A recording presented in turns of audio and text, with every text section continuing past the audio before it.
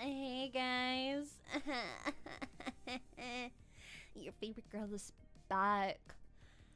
And I'm not better than ever. I mean, I'm a little better than before, but you know, like could be worse, right? Right? Hi. Hi. All right, guys. We're starting from step 1, base 1. Also, this video should be turned into a VOD. So, if you want to come back to it. Also, the good thing about YouTube is that you can rewind back. So if there's a part that you don't understand that you want to go back to, you can just go back to it, I think. I'm pretty sure you can. If not, then if anything, the stream will be turned into a VOD. So, you guys don't need to worry. Okay, we're starting with step 1, which is you want to create a reference. You want to create a reference of your model, of your little guy, right? So, all right. I started off with the head just like this. I'm making a chibi head, so this is gonna be more simple than my style, like a typical kind of anime style head. This one's gonna be a little more simplistic, but nonetheless, like still has the same amount of steps, right? So here I have the shape of the head, right? Whoa. Head. Whoa. Now, also, if I keep, like, stuttering and stuff, it's because of my cough. My COVID cough. Okay, so now I'm gonna do the eyes. I'm gonna go for this kind of eye shape. Just a round eye. Yeah. I'm gonna go for a round eye. Also, I know stream just started, guys, but if you aren't subscribed to my YouTube channel, please subscribe, because I'm not gonna be streaming anymore on Twitch. Sorry, I'm gonna be streaming here because there's just a lot more better things on YouTube streaming than on Twitch, especially with the upcoming revenue split. We love that. So, gonna be here. Hehe. Hi, Neko. Hi. Hi. Hope you guys have been having a good day today. Me personally, I have not eaten at all. I've had 2 boba drinks and that's it. But it's okay. I'm alright. I woke up kind of late. And you know, I don't need food. Because I'm like a baseless entity. I just exist. I exist. So. Alright, so this is a little eyes that I came up with.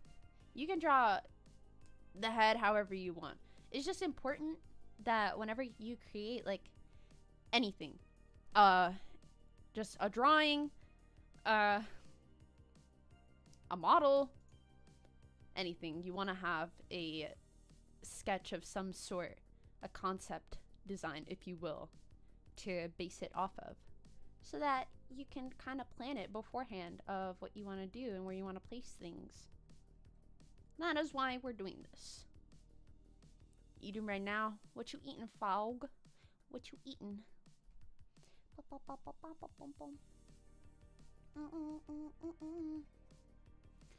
Alright.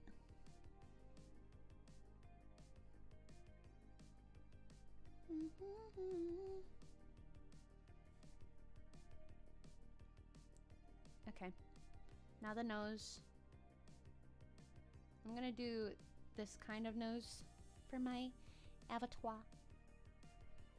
And then this kind of mouth.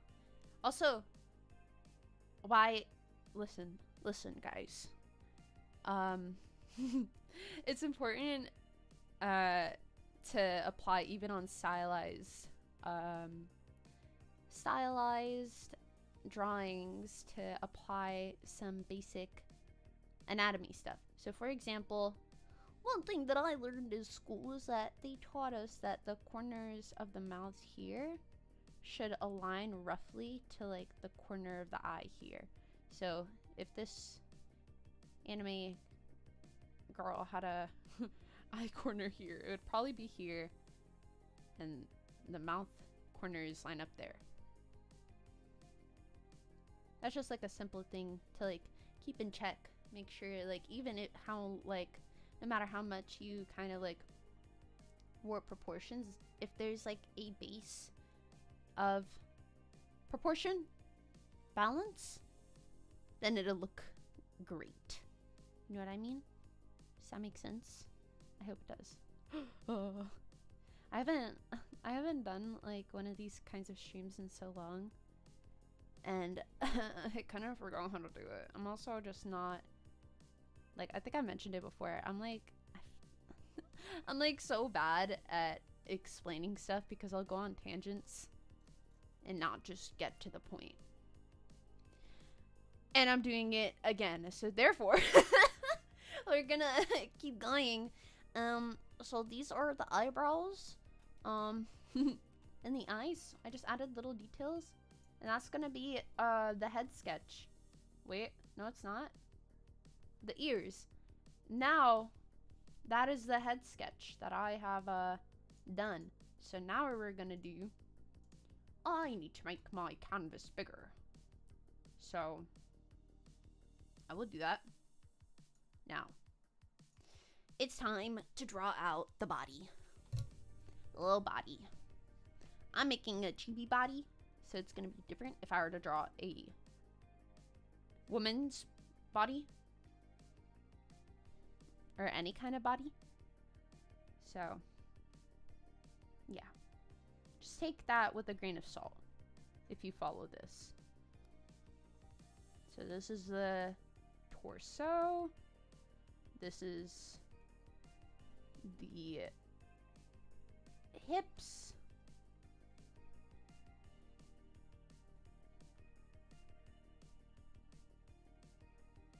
Just moving this.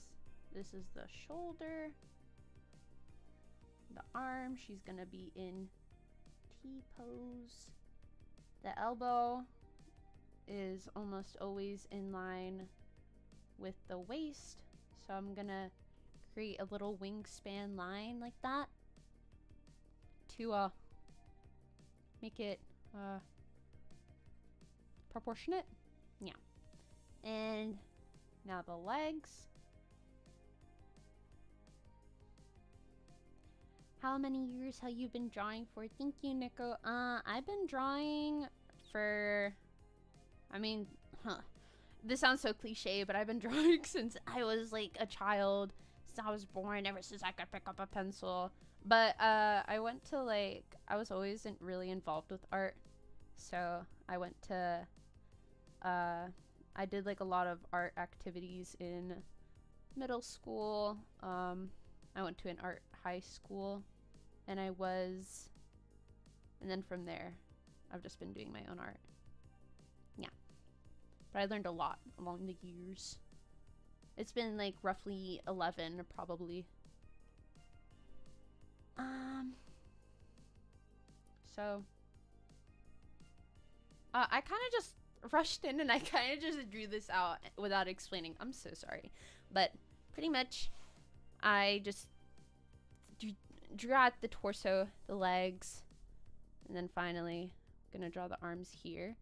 It doesn't have to be too like crisp, like too clean, right? As long as you have enough information to understand where everything is going to be, that's all that's important. Me personally, I'm gonna make the head a little bit smaller. even though this is a chibi, but I think even for a chibi, this head is a little big. So I'm making it like this. Probably a little smaller. Like this. Yeah. I think this works. I'm going to erase. That is not erase. I can't erase it. Yes, I can. There we go. Do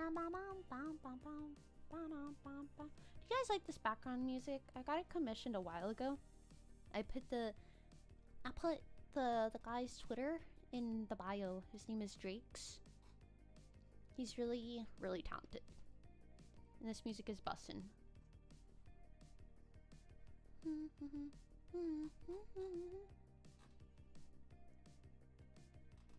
Just trying that for my reference. Okay. We have... This isn't the end of it.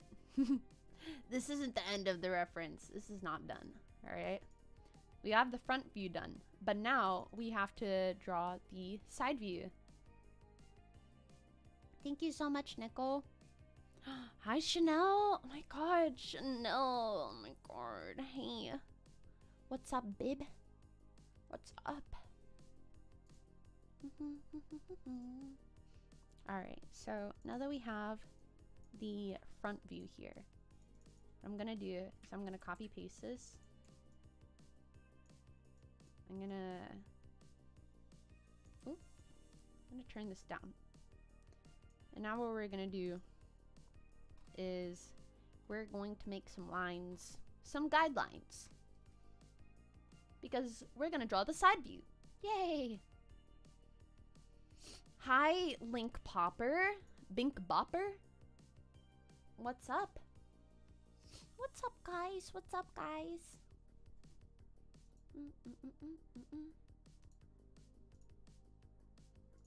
Let's see. Okay. I have a stabilizing thing. Hold on, I need to turn this on. Okay, so I'm just gonna draw the guidelines in the main points of the face. So here, the chin, the mouth, the nose. Oh, it's not straight, just like me. The ceiling. You're so right. You're so right. Nose. The eyes. Oh fuck. I'm so sorry. I'm so sick with. I should make that a. Let me pin this. If I sound sick, it's because I'm recovering from COVID Sag. Can I pin this? I can. Okay, so the top of the eyelash, the eyebrow, and the ear, right? Perfect. Thank you so much, Bear Trap. Thank you. All right, now that we have our guidelines for our face, what we're gonna do, I'm gonna turn this down again. I'm gonna turn this down even more. It's gonna be there, just a baby bit. I'm gonna turn this down a little more. Now, we're gonna draw the side of the face, of the head. So, I start with the forehead, with her gargantuan forehead. The nose tip will be right here. Around. You know, I just realized that these lines, like, aren't even too far. They're kind of far from where I'm drawing, but it's okay. So, this is the tip of the nose. This is the mouth, right? So, I'm gonna make the lips like that, and then this is the chin. You know, I just realized I actually gave her the biggest fucking 5 head I could ever give her. But it's okay, right? It's alright. I have a 5 head. The Chibi can have a 5 head too. 100 real. So real. 100. Okay. Oh my gosh. Hi. Hi, Carp. I'm sick too. It's been getting worse by the days going by, but I don't have any fever, so I doubt COVID. I had a fever for like 2 days, and then it went away, and then it just left me with congestion and a cough. So I just sound nasty. Just sound nasty.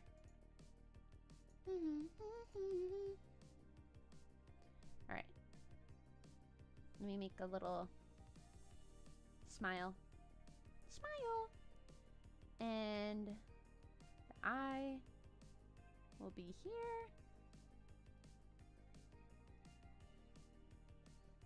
Again, as long as you have a reference, like, it doesn't matter how perfect this looks, as long as you have it.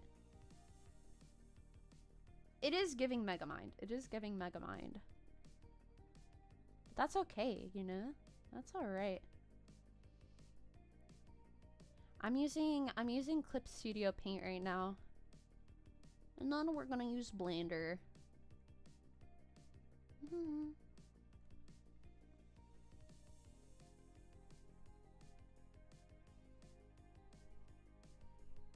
Eyelid, eyebrow.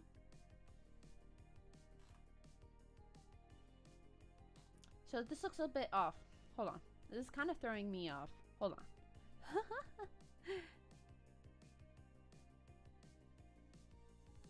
Alright. Now, I'm gonna combine. Now I can get rid of these guidelines. Now that they're over with. Canceled and blocked the guidelines because we don't need them anymore. We throw them out. So I'm gonna do this just to shorten the forehead. We're gonna pull it down. Oh, dang! Dang! Wait. It didn't even combine it. You should, you know, you should take a test. Because you probably do have COVID. Probably do have COVID. Listen. I'm trying to not make the forehead too small because we do also have to account for hairline, you know? If her forehead is too short all the way over here. I mean, that's not too bad, but like down here. Me personally, I don't know anybody that has a hairline all the way down here, you know? So we have to account for some forehead. Which is what we're doing. I will, though, smooth this out here. Or attempt to make it at least look a little more like a head. And another tip, another proportion tip that I like is the tip of the ear will align around the corner of the eye. So approximately there should be a good place for the ear. Yeah.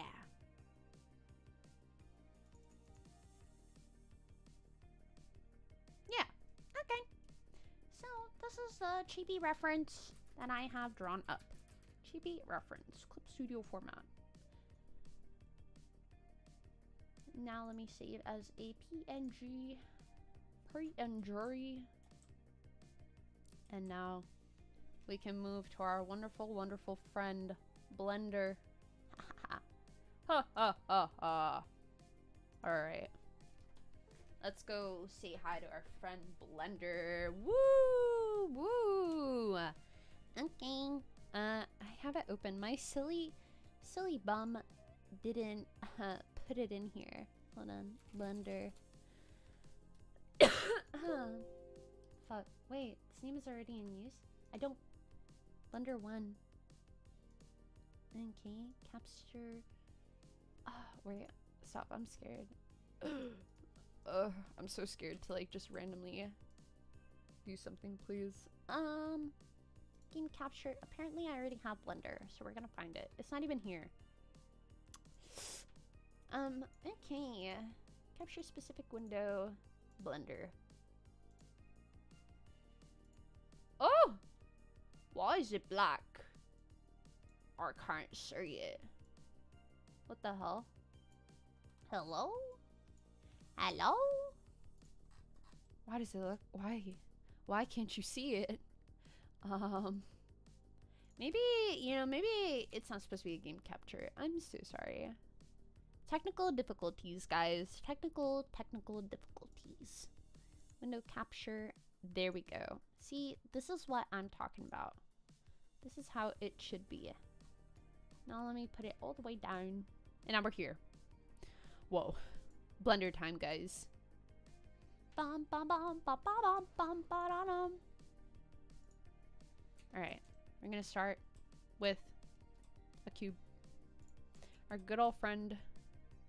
Actually, this is a lie. I'm actually lying to you. Sorry, but I'm a known gaslighter. And I just lied to you. So, I'm so sorry. We're gonna drag in our reference into our blender. I'm gonna turn on transparency here. And now I'm gonna align this to approximately the middle of the image, right here. And I'm gonna move this down where the feet are. And then I'm going to duplicate this and turn it 90 degrees so that it's now here on the side view. Oh, it's facing the wrong way. Silly me. I pressed Control M and then Y and I flipped it. So now I'm gonna align this around here. And if I turn off transparency, as you can see, this is why we need the guidelines, because if you see here, everything lines up perfectly now. Yay! Woo! Yeah! Okay, so now we will begin with a plane and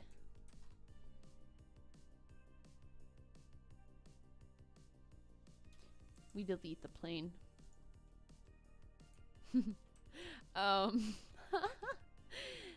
Now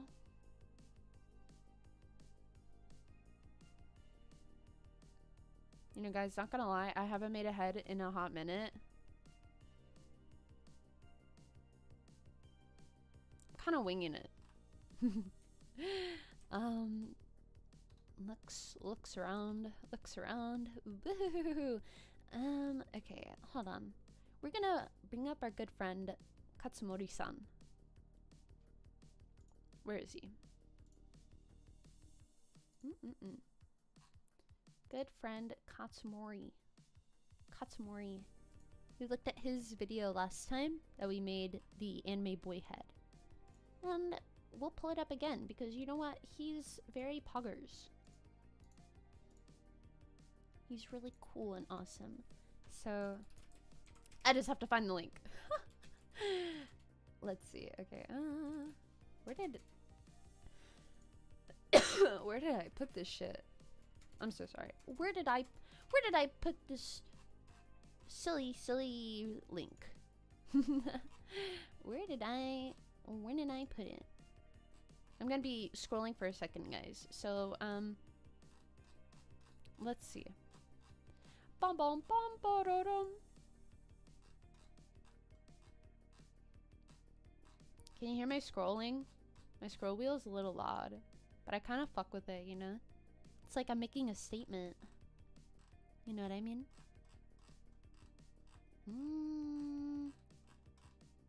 Dang! I'm going forever right now. Hold on. I'm stronger. I'm smarter. I'm better. I am better! Rah! I found Katsumori Katsu. Our good old honey bun. Good old honey bunches of oats. Katsumori Katsu-san.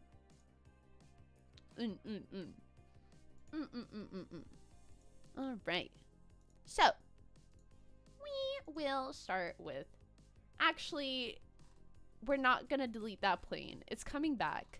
It's making a comeback. It's here. And it's here to stay. So, we will make a loop with Control R here. Delete this. We're gonna add the mirror modifier and turn on clipping. Now we're gonna rotate this. I'm going to the side right orthographic and I'm rotating R90. Whoa. Now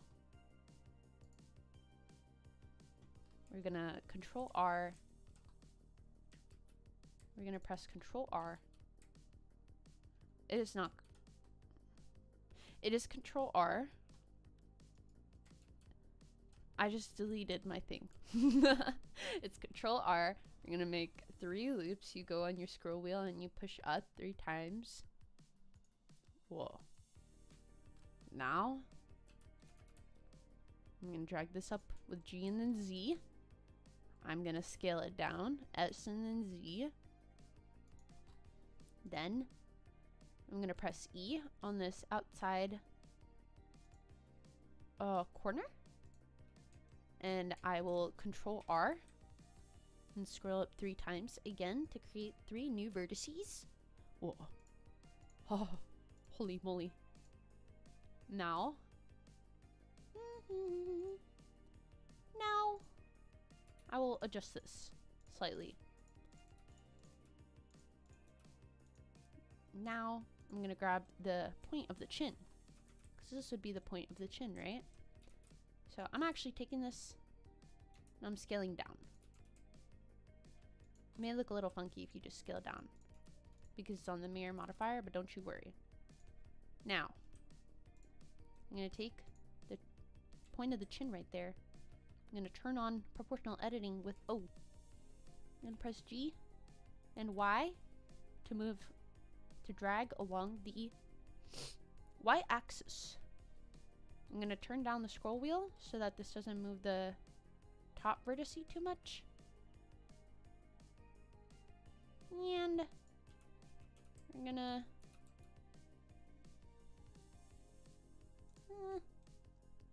go with something like that. Yeah.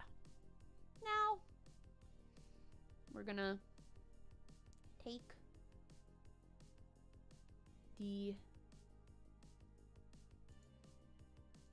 this metal loop, right? So I'm holding Alt and then I click.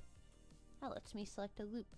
I turned off proportional editing because it's already kind of moved forward.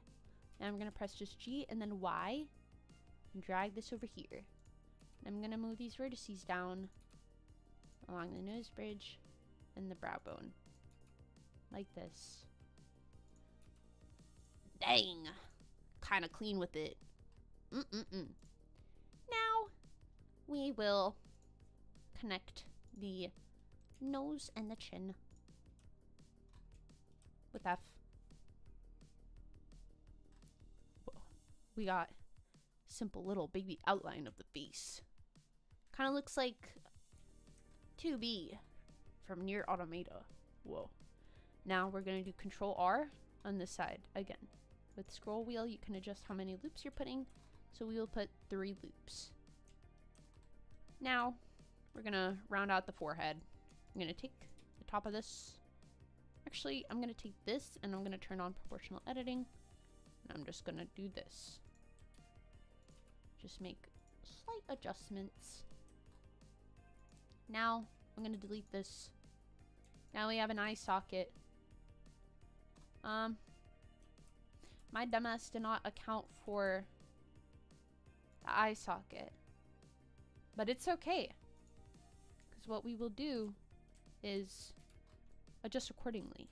So I will take this loop and I'm going to scale on the Y axis. And I will move this back and rotate it. Now you're thinking, oh my god, Quee, this looks like freaking ass. But it's okay, because we're just gonna adjust it. You just gotta go bit by bit, you know? So I'm putting some stuff back to where it should go, because I kind of moved it over when I did the proportional editing, but it's okay, because we're putting it all back in place, right? Right.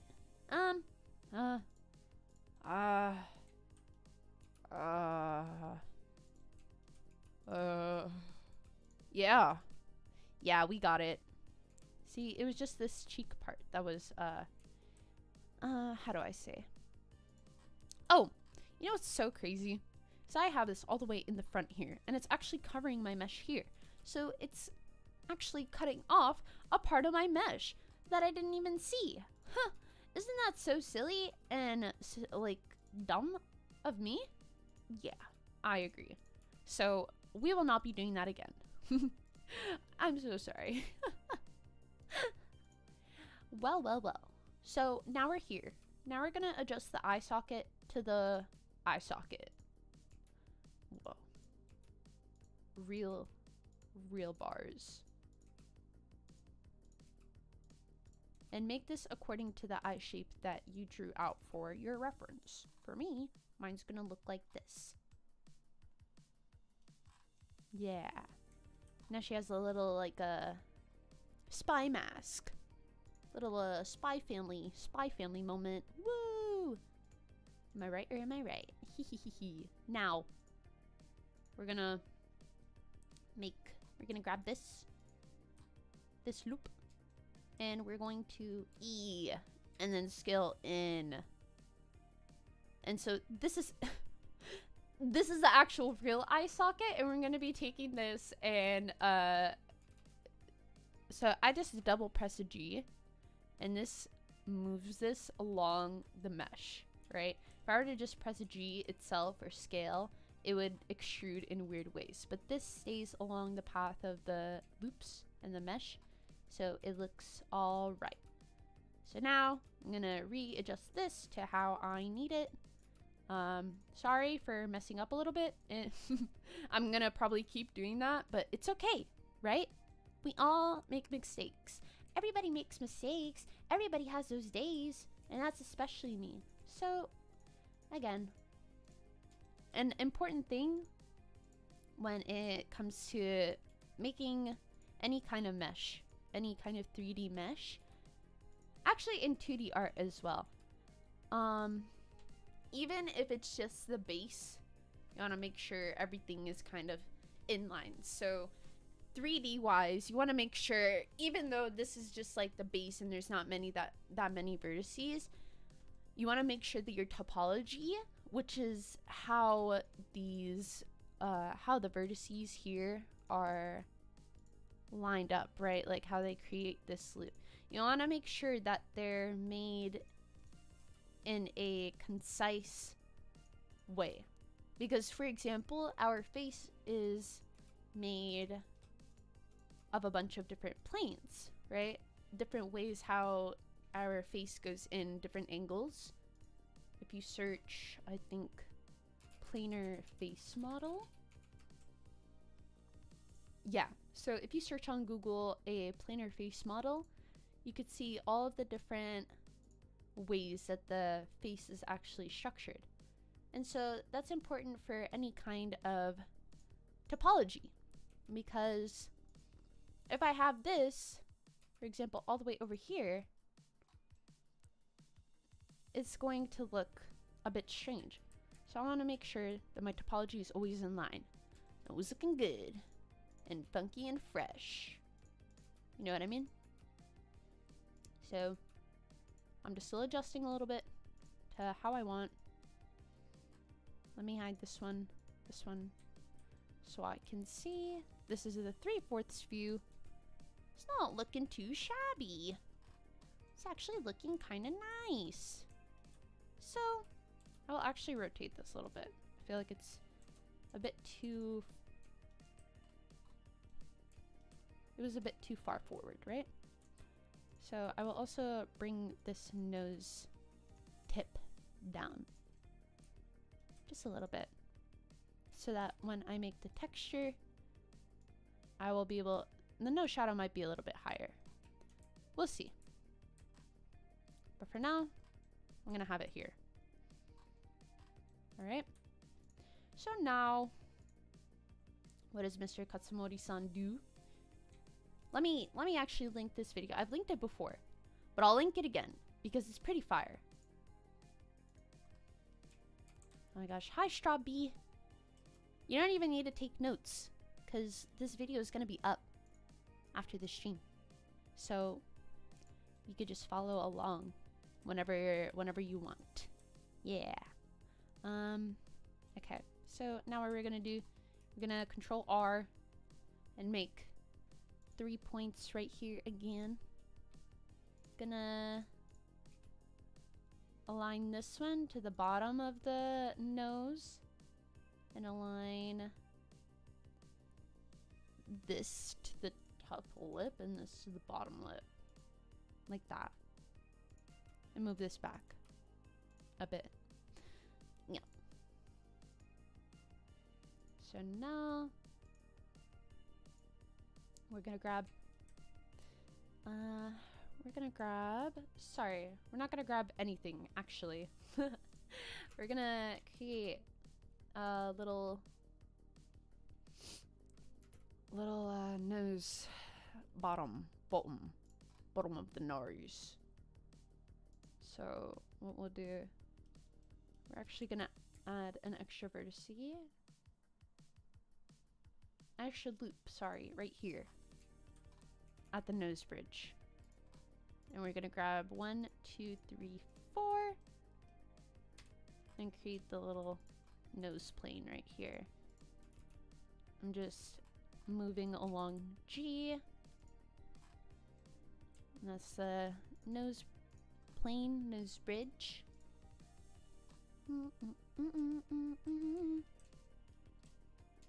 Yeah, of course. No, that's why I moved to YouTube, because YouTube is way easier to make your streams into VODs, because then afterwards I'm pretty sure I can separate by chapters, by timestamps, or if anything, just like make some timestamps in the comments, when in Twitch you can't do that. So it's just easier overall for people to learn off of. Yeah.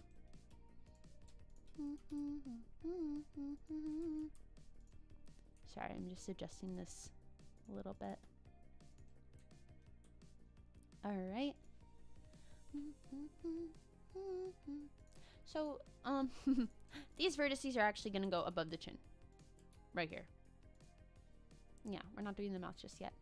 So, have these vertices selected and then click on these and press F to connect them. And then make 2 edges with Control R here. And move this down. Around here.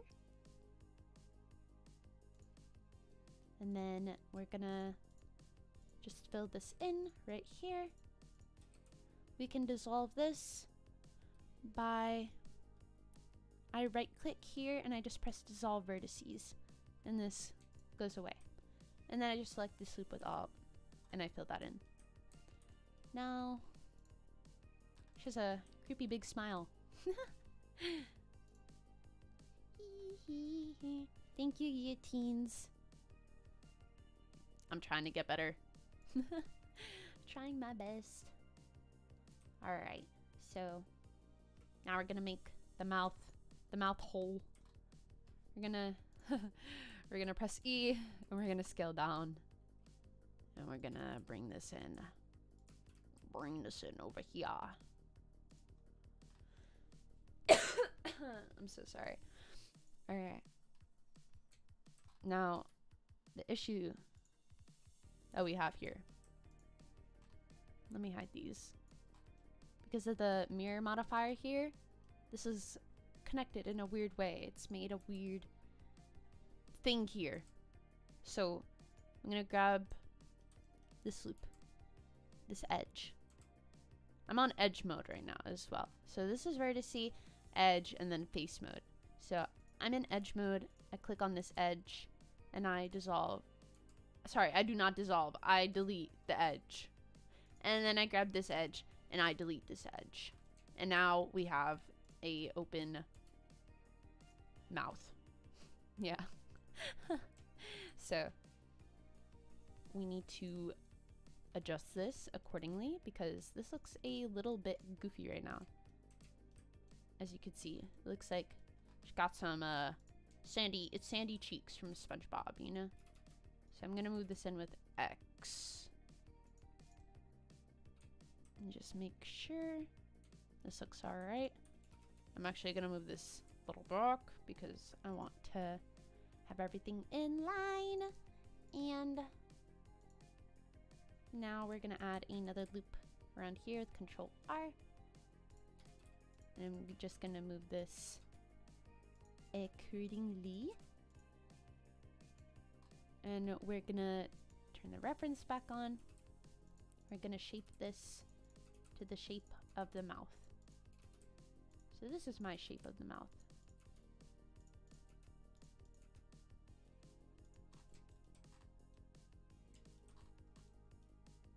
And you want to make sure that the top of the mouth here, the top and the bottom lip are in line, I would say, in a way. They will be resting on top of each other, to be fair, but right now it is good if they are just parallel to each other.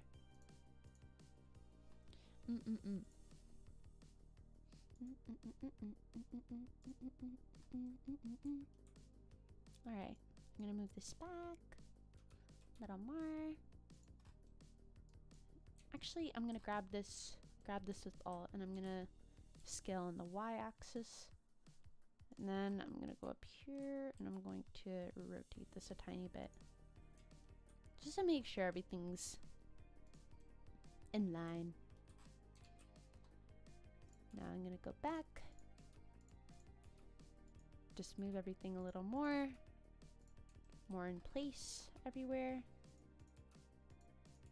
to where I want it. So I didn't really explain, for the eye sockets, you want to have them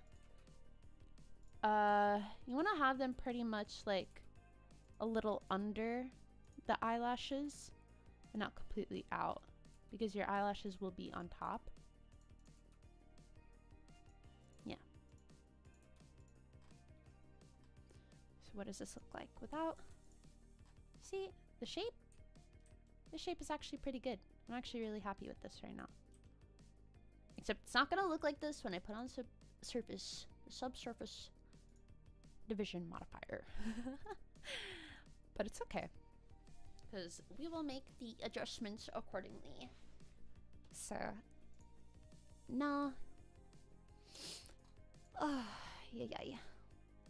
I'm gonna add one more edge loop here to create the emphasis of the lip shape here.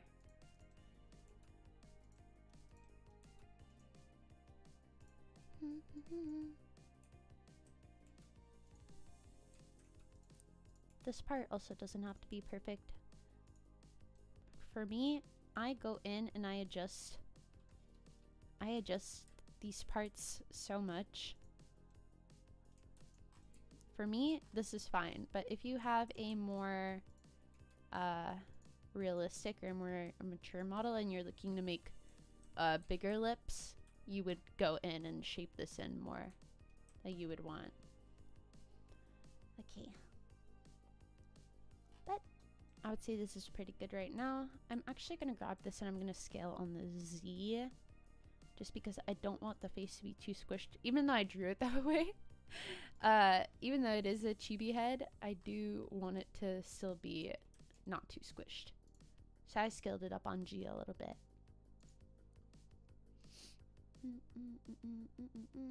Now we're gonna make the eye whites here. So grab with Alt the loop here, and then with E drag on the Y axis, E and then Y, and then I'm gonna scale this out. I want to make sure that it's not clipping through the head right here. So I'm going to E and then Y again here, and then scale Y 0. And this completely flattens out the eye socket here. And I'm going to make this a bit bigger, like this, just scaling. Gonna scale this a little here. Just do a little adjustment. Make a big eye socket. And now we're just gonna fill this in. So I have a hotkey. If you go to if you go to edit and then preferences and you go to key map, you can change your spacebar action to search, and it lets you search any command in Blender that you need. So I usually use this to do things like fill. I don't like how this looks. So you could also do grid fill. There we go. So it fills in the mesh how I want it to. So make sure to also remember that the eye socket is like it's round. How like your eyeball is round. So think of the back of the eyeball. That's essentially what you're creating here. So I take this point and then I round it out here. Yeah. So that's the eye socket. Now we're gonna make the mouth, the mouth sack. And we're gonna do the same thing pretty much. So E and then Y. I'm going to scale this on Z to kind of flatten it. I kind of flattened this a lot. I'm gonna grab this top. I'm gonna go into edge mode and select these parts and scale up on G. Oops, sorry, scale down. Wait. Stop. Scale up. There we go. Yeah. So I scale up on G here. And then I will grab this again. 1, 2, 3, 4, 5, 6. And we scale this up on G. Oh! Accidentally extruded there. You want this to be a little bit flat. I actually brought this up a little, or a little too out. Ray! Ray! Hi, Ray! I made you a mod. I made you a mod, honey bun. My beautiful, beautiful duo. Bum, bum. Alright, we're gonna extrude again. I'm gonna scale on Z. And I'm gonna press G and then Y. To extrude here. So there's an issue here. There's an extra line of vertices here. I made a mistake somewhere here. Actually, I think I just fixed it. It was just an extra. No, never mind. There's an issue at hand. Somewhere I created an extra vertice, so we're gonna redo this here. We're gonna redo this. We're gonna grab this. We're gonna E, Y. Now we're gonna E, scale. You're gonna okay. Let me redo that. So this is by itself, right? E and then Y. Then I'm gonna press E again and then just left click, right?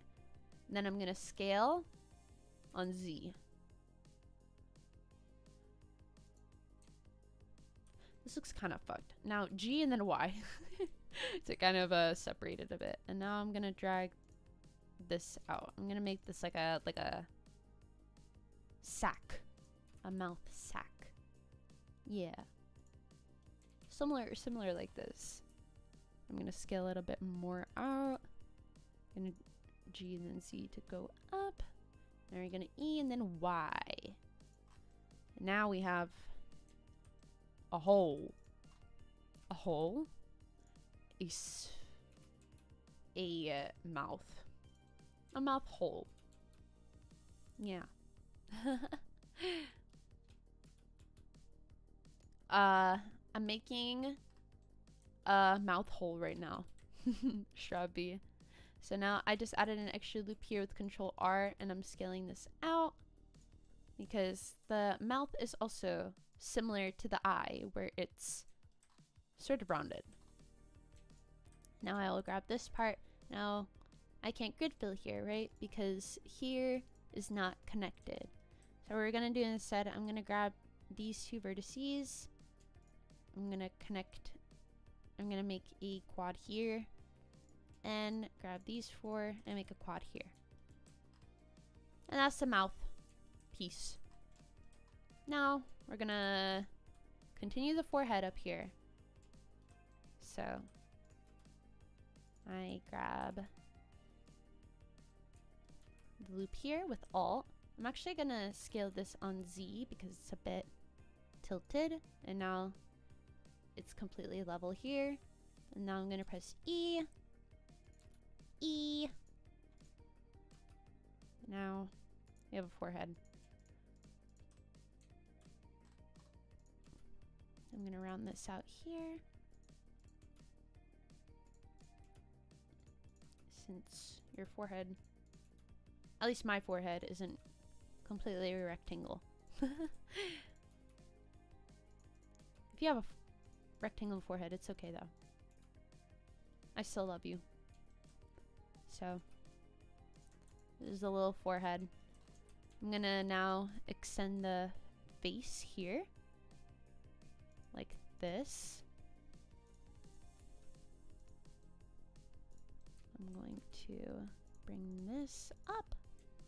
I'm gonna take this and I'm gonna scale slightly in like this, and then I dragged it in a little bit, just since like at your jawline your face kind of goes a little bit in, kind of. So I'm actually gonna drag this out more and then add an extra loop here. And then with G, I'm gonna move this over. Just make it all a little uniform. Yeah. Now, I'm going to create the ear. So I'm gonna grab this. I'm gonna just grab like this, or you can go in face mode and literally just grab two faces like this, right? Any way that you like it. I'm gonna shift D to duplicate it. Now I'm gonna press E and extrude. Gonna make an extra loop here. Now I'm gonna take this. I'm going to scale on Y. I'm going to rotate this to how I want to place the ear. Something like this. Now I'll grab these and I'll slightly shape into the shape of the ear. Yeah. So simple, right? So simple. Now, make sure you save. Make sure you save your work, because too many times I have lost my work from random shit and I don't save. I forget about it. And Blender's autosave is not reliable, especially if you have no space on your computer. Alright. So now I'm gonna throw the subsurface subdivision modifier. Bam. Whoa. This actually looks pretty good.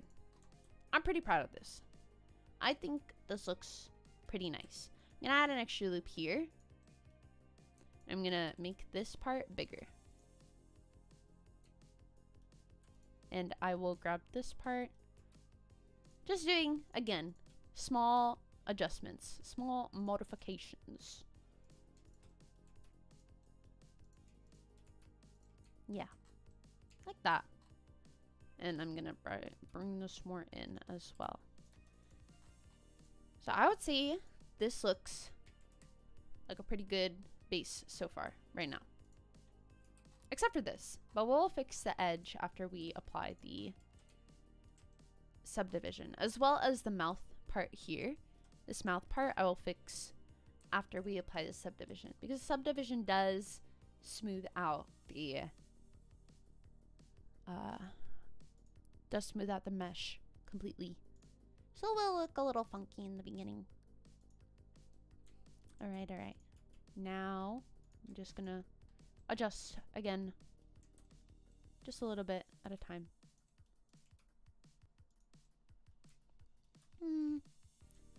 Actually, I don't even think I need to. I'm actually really happy with how it looks right now. So now, what are we gonna do? Gonna make the eyelashes. So hide your head, because you don't need it right now. Gonna make a plane. new plane with Shift A, and then you go to mesh and then plane. Go in edit mode. Press A to select everything, and then X to delete vertices because we don't need it. We're gonna go here and press Control right click, and this creates a new vertex here. I press E to extrude here, and then we're just gonna, with E, go along the eyelash here. I'm so sorry. We're gonna go along the eyelash right here.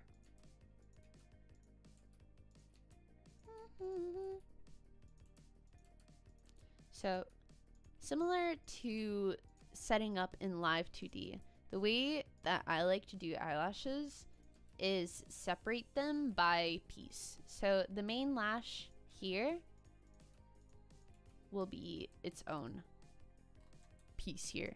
I'm actually going to quickly put a subdivision surface modifier on this and apply it so that I have the extra vertex line here. And I'm going to drag this back out again here. Alright, I'm going to take this part here, make the little eyelash divot. I don't know. This just makes it a little, spices it up a little bit, you know? I'm going to take this line. I'm going to deselect the ending vertices right here. And then I'm going to scale this slightly. G and then Y. Sorry, not scale. Drag this slightly on G and then Y. So this gives the eyelashes more of a 3D look on the model. I'm going to drag this slightly down with G and then Z. And then I'm going to bring up the parts that are overlapping kind of strange just to fix them. I'm going to turn these off so I can see better. And then I'm going to kind of fix how this looks here because this looks a little bit funny. Just a little.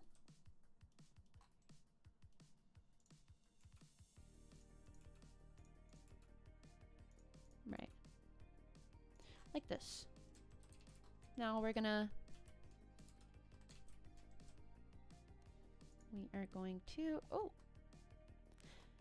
we're gonna take the eyelash here. We're gonna scale it and fit it onto the eye socket on top of it. It will be a little trial error. And also to keep in mind that you will most likely want to edit the face shape as well afterwards. But for right now, we want to make sure everything fits on a base level. So I'm taking the eye socket vertices here. I just pulled that front one and now it fits alright, I think. I'm gonna drag this a little more back, rotate. Again, like Blender is just patience for like dragging and dropping everything pretty much. Dragging and making everything like fit like slightly to how it should be. That's like some simple terminology I can kind of say for it. I'm gonna take the eye socket here and drag this back. Because personally, it's kind of sticking out. I'm also gonna give her more cheeks here. Because that's fitting for a chibi head.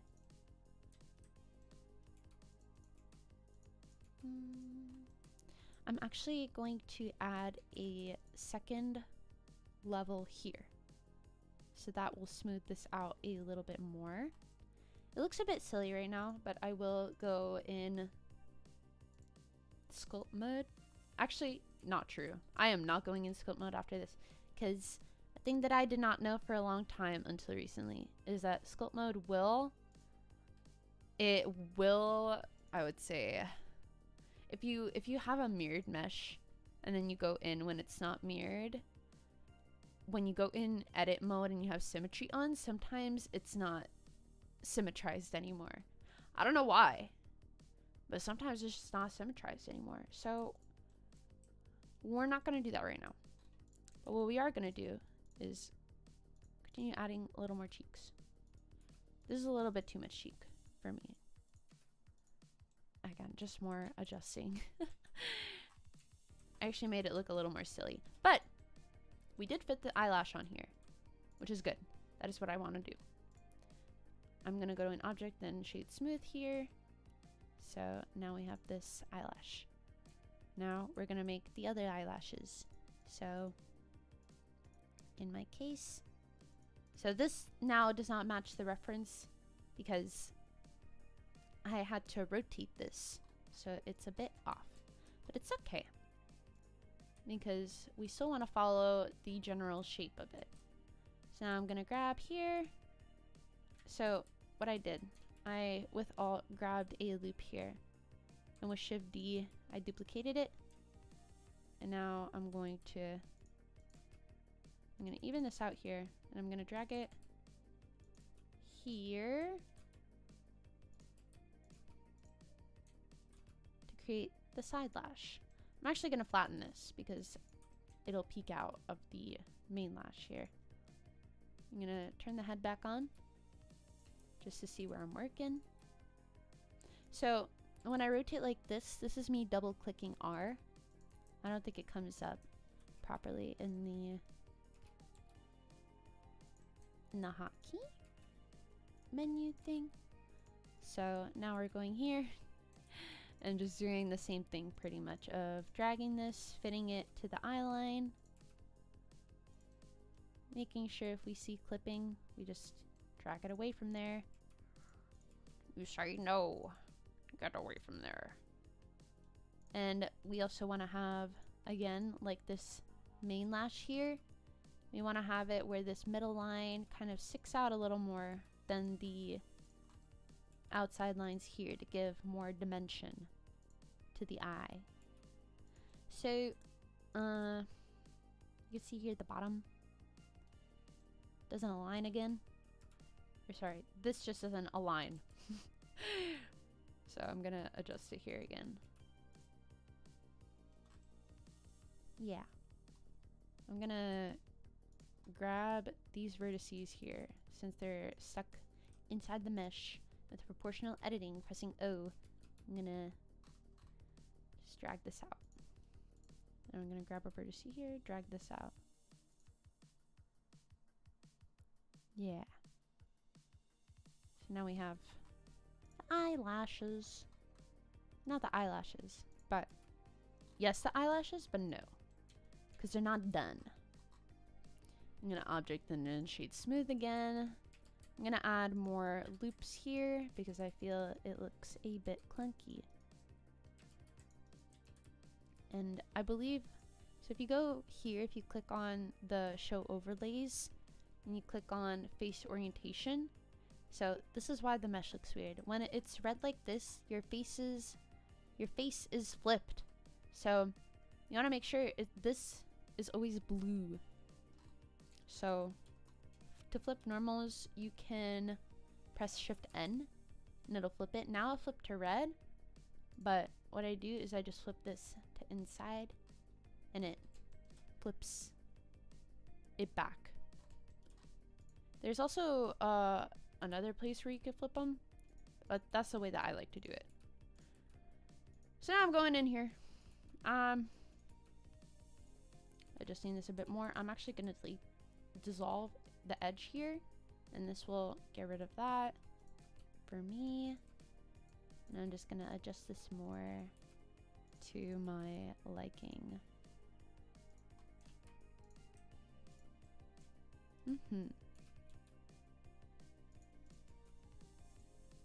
Yes, just like this.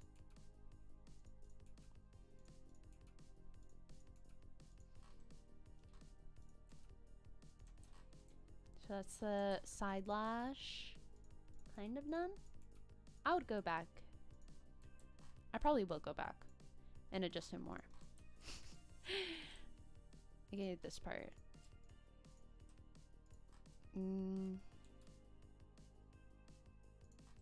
There we go.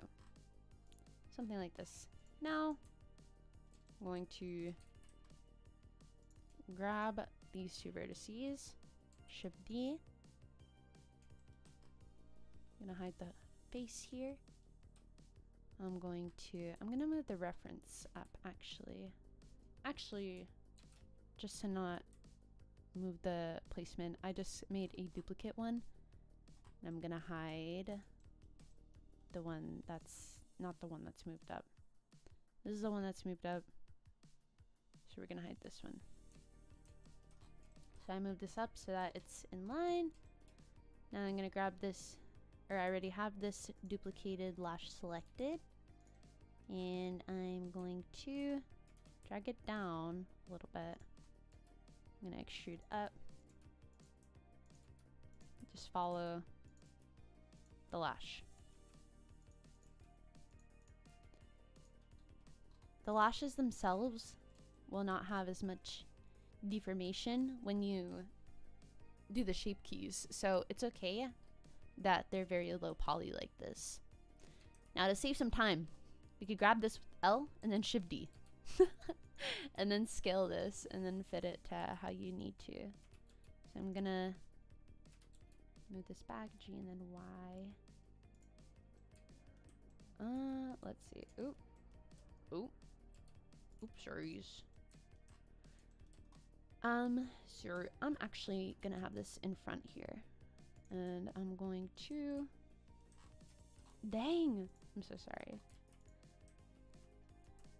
Actually going to put this like this, and I'm going to make an extra vertice, drag it so that it's sort of along this line that I created right here. Because when we add the shading, it'll add, again, some more dimension. It'll look nice.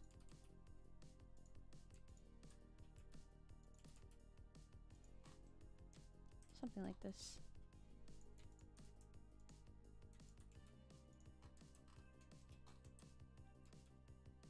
Gonna bring this down.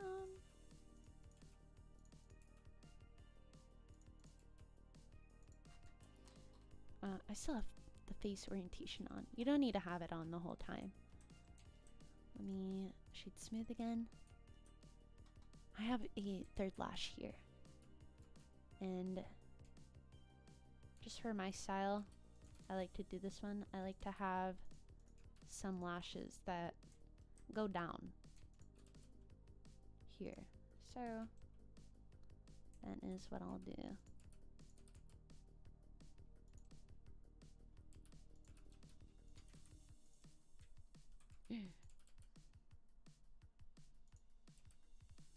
Actually don't have it here in the drawing, but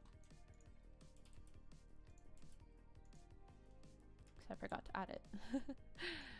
But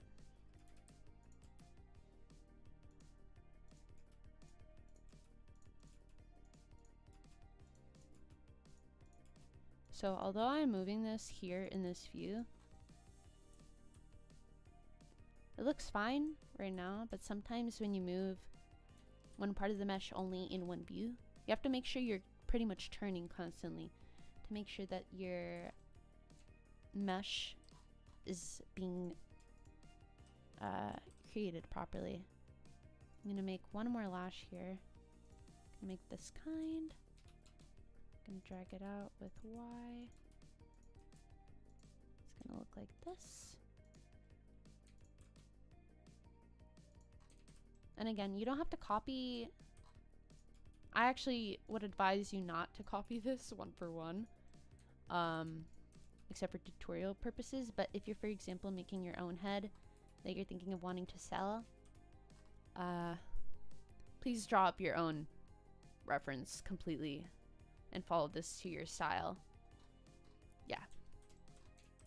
This is just my workflow and how it works for me to create heads and just work in Blender.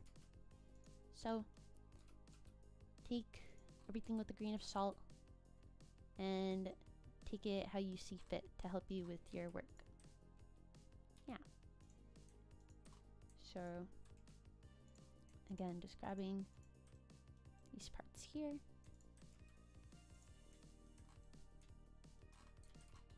How does this look with the head? See, so the slash here is going into the head, and we don't want that. So I'm just rotating this and fitting it until it fits. It looks nice. Like this. I'm going to do the same with this lash. This lash, I'm actually going to take these parts of the loop. I'm going to bring them out. Because lashes, I mean, my lashes go straight and down. But when I do curl them and put on some mascara, they do curl up and they curl. They don't go completely up. Same thing with this lash. I need to adjust this because this is going completely straight. I want to make sure everything has a nice curve to it. Yeah. Something like this. I'm actually going to delete this lash because I don't like it. I don't like it. I'm going to I'm going to go in face mode and grab these faces. I do like how this part looks. I'm going to duplicate this. And I'm going to move it here.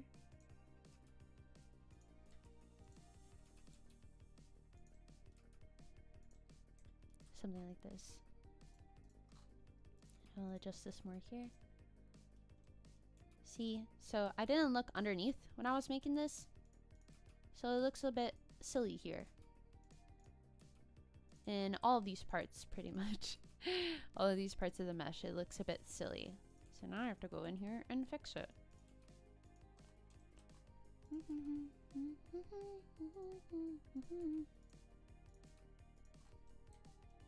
And now it looks a bit silly here. No. Alright. This looks good. Make sure you save. I'm gonna object and then shade smooth again. Something that I like. That looks good, I think, for meshes. So I'll go in here and I'll mark sharp. If you go into edge here, you can do it as well. For me, for some reason, these don't show up here unless I smooth vectors. And then it shows up. I don't know if that's for you guys. That's just for me. But, yeah. I do that, and now I have this pretty line. And it looks really nice. As like an extra line of depth. So, I'm going to do the same. I'm going to mark sharp here. Just have this connect here. And I'm going to make this one as well. And I'm actually going to, yeah, scratch this. Yeah. So these are my lashes. These are my top lashes right now. Now I'm going to make the bottom lashes. So what I'm actually going to do for this, I'm going to grab this, and I'm going to duplicate it, and I'm going to separate it. And I'm going to remove these modifiers. Actually, so this is what I did for my third anime head. I'm actually not going to do this now. I'm actually going to make physical lashes for this one instead. I lied. I'm a liar. Again. I'm so sorry. I just duplicate this bottom lash and I'm going to flip Control M on Z axis. So now I have a little chunky lash like this. And I'm gonna dry this and put this on here. I'm just gonna make 3 of them. Oops! I accidentally extruded. So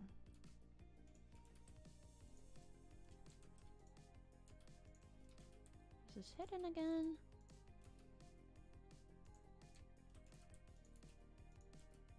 This is just my style for the lashes, so if you don't want to do this, you do not have to. Yeah. Ba ba ba bum ba ba bum. Okay, okay. Hold on, I have so many pings. Holy moly.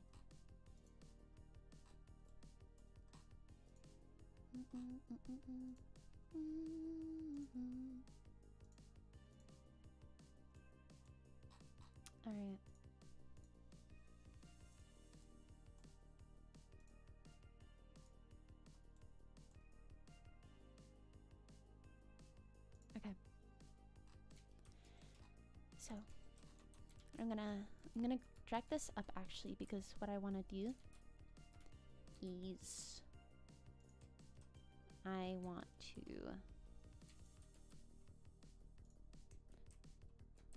I actually am gonna grab these vertices here again. 1, 2, 3, like that. Shift D, and then separate with P, and then delete the mirror, and then apply. I'm gonna turn the level back down to 1 here, and then apply the modifier. Now I have a line here. And I'm gonna extrude this out like this. Now I'm gonna fit this along the head. Fit this along the head. I'm gonna hide these lashes because they're kind of pissing me off. I'm gonna fit this to make a bottom lash line. Like this. Yeah. I'm actually, you know what? I'm bringing back the subdivision surface modifier. I am going to dissolve this edge though, because we want to save on poly count.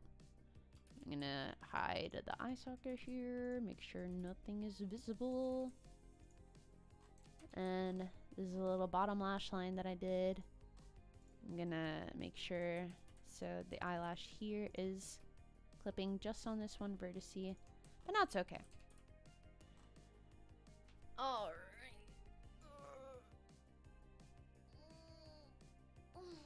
Okay. So my lashes here are done. Whoa.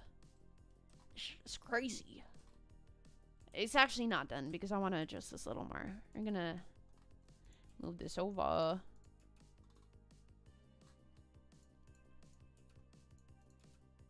This will never end.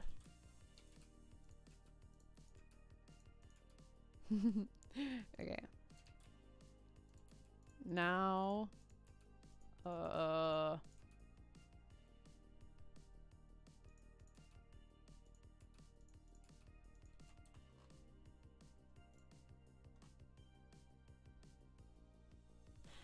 now I like how it looks. I'm okay with it now. So now we're gonna put this lash back in place, move it over because we moved the mesh. So now make sure you save. I'm gonna grab this and join them together with Control J. Now I'm going to put a mirror modifier on it so that it mirrors on the other side and it looks pretty and cool and awesome. Yeah, woohoo! And now we're gonna go in here. We're gonna grab. Do we want to apply the subdivision surface modifier? We can. Maybe I will. I might. But we don't have to yet. So what we're gonna do to save some time on the little shape, I'm gonna grab these vertices and I'm gonna Shift D and I'm gonna separate with P and press on selection. Now I go on this. I'm gonna bring this out so that it's visible and not hiding in the mesh. Whoa. I'm gonna extrude up and fit this accordingly. Oops. Don't mind me. This is just being a little bit finicky. Oopsie doopsie. Oops poops. So I'm gonna make one more loop right here. Gonna do the same thing I did for the eyelash, except this is the eyelid. But pretty much what this is mimicking is like the shadow, the eyelid crease. So some people have eyelids where it's like this and then they have like a shadow right here. So that's why the eyelid crease anime one kind of goes like this to mimic. Sometimes even there's like another crease right here as well. But yeah. We're gonna do something like this. I'm gonna grab this and move her over more. So it's got a sharp edge. I'm gonna make another loop here to make it look nice. And that's an eyelid crease for ya. And then we're gonna shade smooth. Because shade smooth is just awesome. It's like no reason to not use it. You know what I mean? It's like, why not? So, now, eyebrow. I'm gonna grab these. Eyebrow doesn't matter how you make it. The only reason why I'm like duplicating a lot from the previous meshes is because a lot of these are just already in the mold of the face. So it's a bit easier to make it because you already have kind of the baseline of how you want to fit it on the head. You know what I mean? So, let me turn off this mirror modifier. Let me turn this down. And let me extrude this.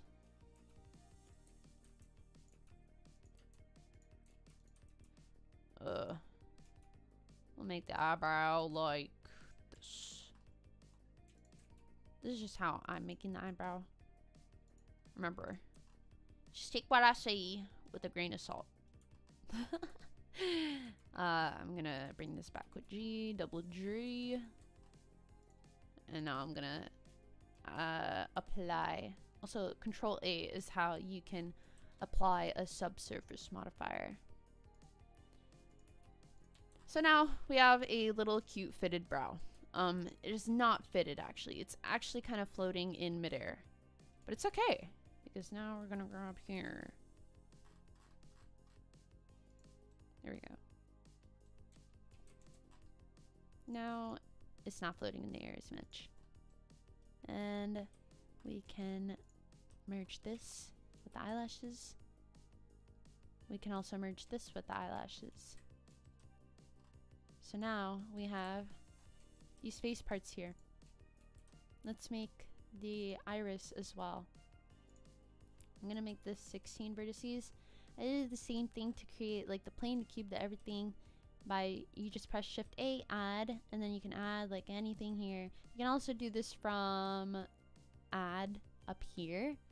It's just easy to press Shift A and then go here. And I added a circle, and down here there was the option to change the vertices, so I changed it to 16. So now I'm on the side view, and now I'm rotating this 90 degrees, and I'm dragging this over near the eyeball. And now I am going to grid fill this. Just kidding, I don't like how that looks. So what we're actually gonna do is we're gonna turn off proportional editing. I'm gonna scale on the x-axis, and now I'm gonna E and then scale in like this. And now I'm gonna grid fill. And now I'm gonna grab this loop. I'm gonna G and then Y. Because your eyes are like cones, you know? So when you have, even though you'll have a flat texture on this, because this is pretty much now a cone, it's gonna have a little bit of dimension to it. Yeah. Now I'm gonna shade smooth, and I'm gonna actually scale this a little more to how I want it. And now we're gonna add it into the eye socket. Yeah.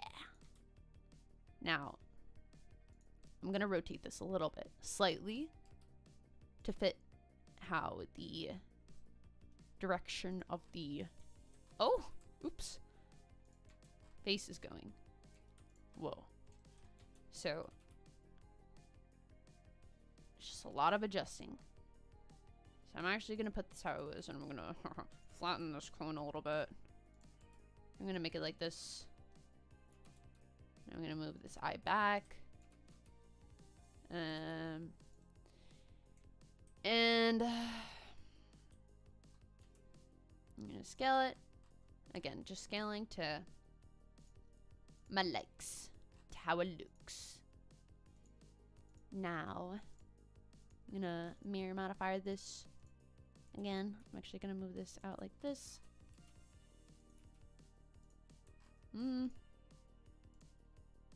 Yeah, something like that.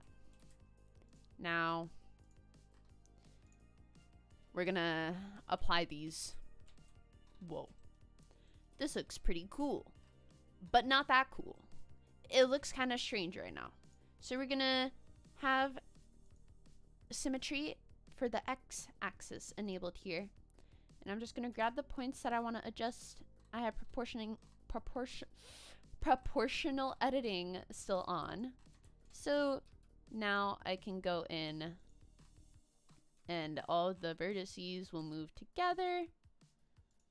The only reason why I'm not using my reference right now is because I have an idea after the reference of how I want to do things. So I don't necessarily need it now. I'm actually also going to use this as an opportunity to create my seams for my UV. So I'm going in here and I'm selecting the loop. So usually for the face, you want to map out the whole face, not mirrored. So I grab here the loop of the inside of the mouth. I press U and I mark seam. Then I go in the eye socket here. And the eye socket here. I think that those are the same ones. It's actually, I'm actually going to grab this one. These ones, sorry. And then I'm going to do the same thing, mark seam. And that's it. That's all you need, pretty much, for the face. So I'm now going to grab the eye socket here, and I'm going to scale it out more. How does this look? Ooh. Ew. Ew. Alright. I'm gonna... She's kind of lost her chin. So we're gonna fix this. Fix her up. Oop.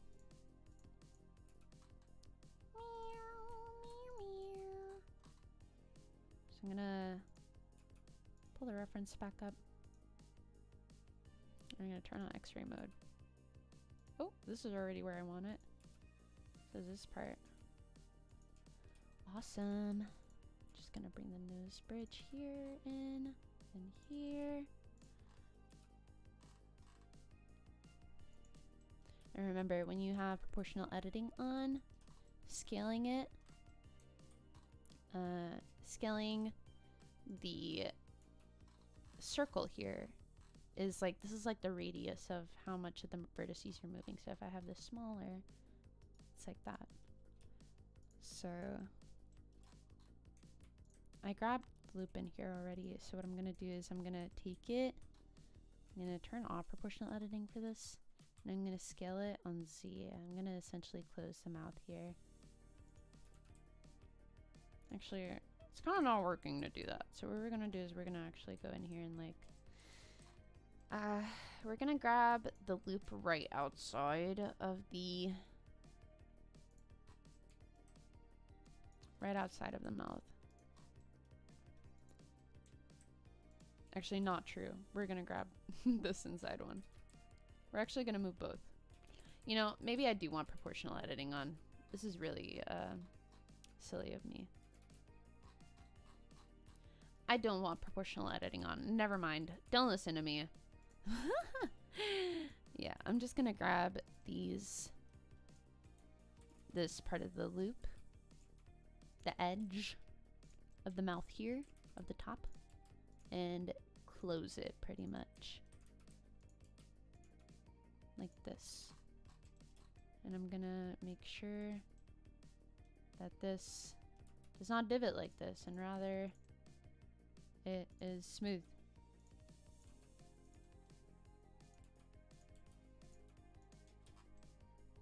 Like this. inside of the mouth here. Looks a bit funny. So we're gonna drag this in as well.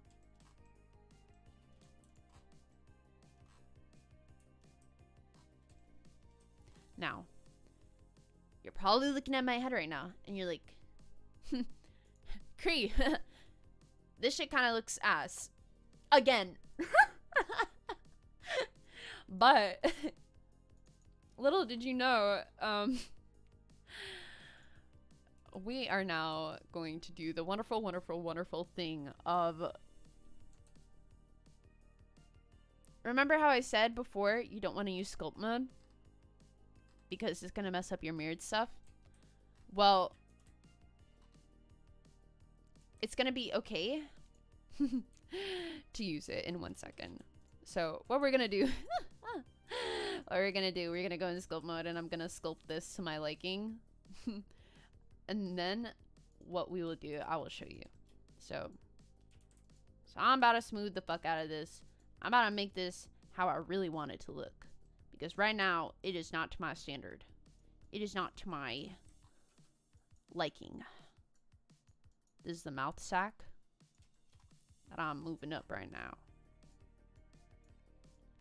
Inflate the mouth sack. What the hell is this? That's the eyeball. This looks a bit funny.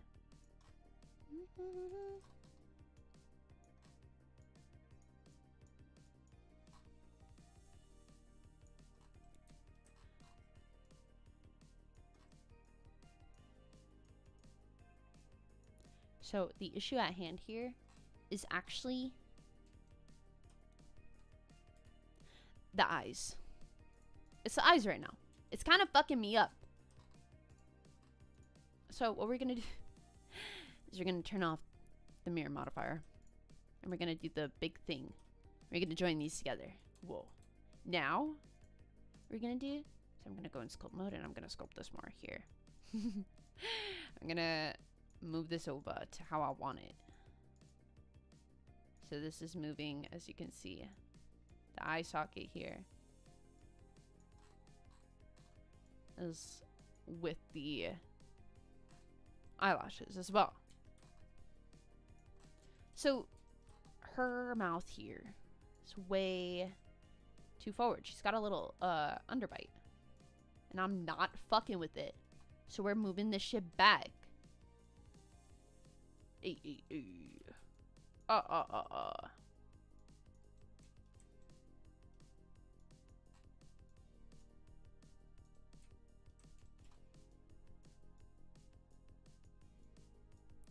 So I'm making these eyes smaller and smaller because I realized how big I actually made them, and that's on me. You know, that's on me.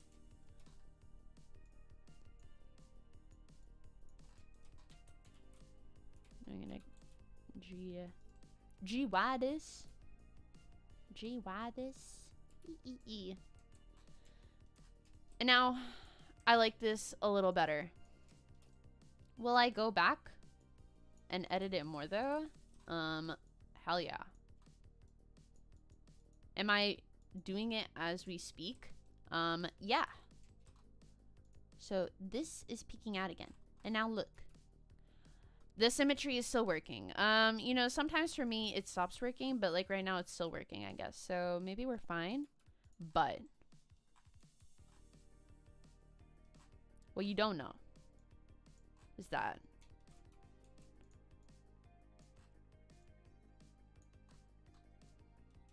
it's really pissing me off that the top lip is under the bottom lip right now. It's kind of pissing me off. I'm gonna be so dead ass right now. I'm being fucking dead ass. This shit is kind of pissing me off.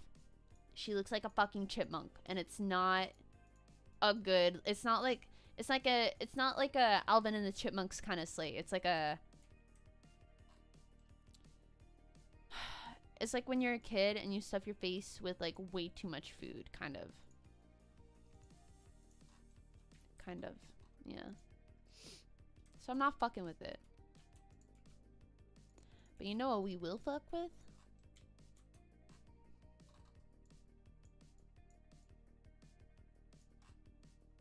Now that I think this looks a little more decent, what we're gonna do is I'm gonna cut this in half. So I grabbed with all this middle loop, right?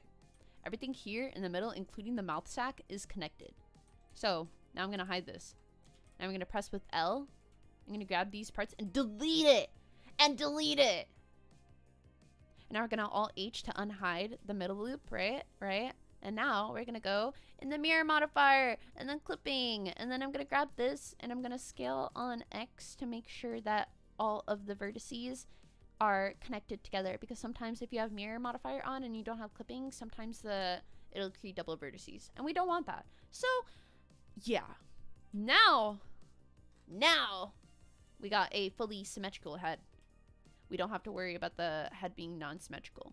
And now what we can do is we can now UV unwrap. Woo! Actually, I'm a liar because I want to reduce some of the polys here. So, I mostly want to reduce polys in the ears here, and since they're separate, what we're going to do is we're separating with P, and I'm going to delete this one, and I'm going to go in here, I'm going to grab an edge loop, this one for example, and I'm going to dissolve the edge. Here, I'm going to dissolve the edge. So you have to be careful when dissolving edges, because some of them, for example, like, if you grab a loop that's like this, for example, and you dissolve the edge, it'll create triangles, or sometimes it'll even create n-gons, and you don't want that.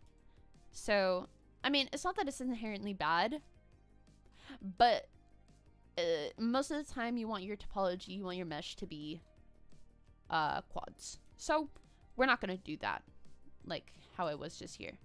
Let me hide this so I can see the ear fully. I'm going to grab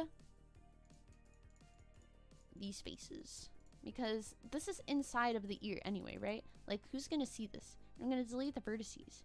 Like, look, if I turn the head back on, well, if I put it more in, like this, nobody sees the hole. Nobody sees the ear hole. I'm gonna go in sculpt mode since this is by itself and not mirrored right now, and adjust the ear a little more to my liking. And I'm gonna do this, grab this loop, I'm gonna mark sharp. Woo, my favorite. Except now I also have to smooth the vectors. Woo! And you still can't see it. But, you know, maybe it was the thought that counts. So it's okay. It's okay. So here's the shape of my ear. Maybe I'll make it a little bigger just for funsies, you know? No, I won't. I'm putting it back to the size that it was, which is around here. And now what we're gonna do is go back in edit mode again and grab another loop and dissolve the edge, and another one and dissolve the edge, and another one and another one and another one, and dissolve these edges, all of them. Bang. Another one. And this one too. Never mind, we'll keep that one, but I will move it with G. Whoa. Now let's see the stats of this ear. This ear is only 232 tries. 232 triangles. Before, it was probably like 500. So, you know, if you do the math, before, if you have the other ear with it, this is 464. And before, it was probably 1,000 tries. Now, why would you want to use 1,000 tries for ears? Am I right or am I right? I'm pretty right, I think. So, yeah. Technically, I feel like I could reduce this down more, but I don't want to lose too much of the shape. I like the side of the shape right here. So we're going to keep it how it is. Now we're going to go in our main head, right? The lashes, we kept pretty low poly, so we don't have to touch this. But this, for example, here. Now, I will say, I think for heads, it's like, it's not inherently bad to have like a good amount of polys, because for areas, especially in the mouth and the eyes,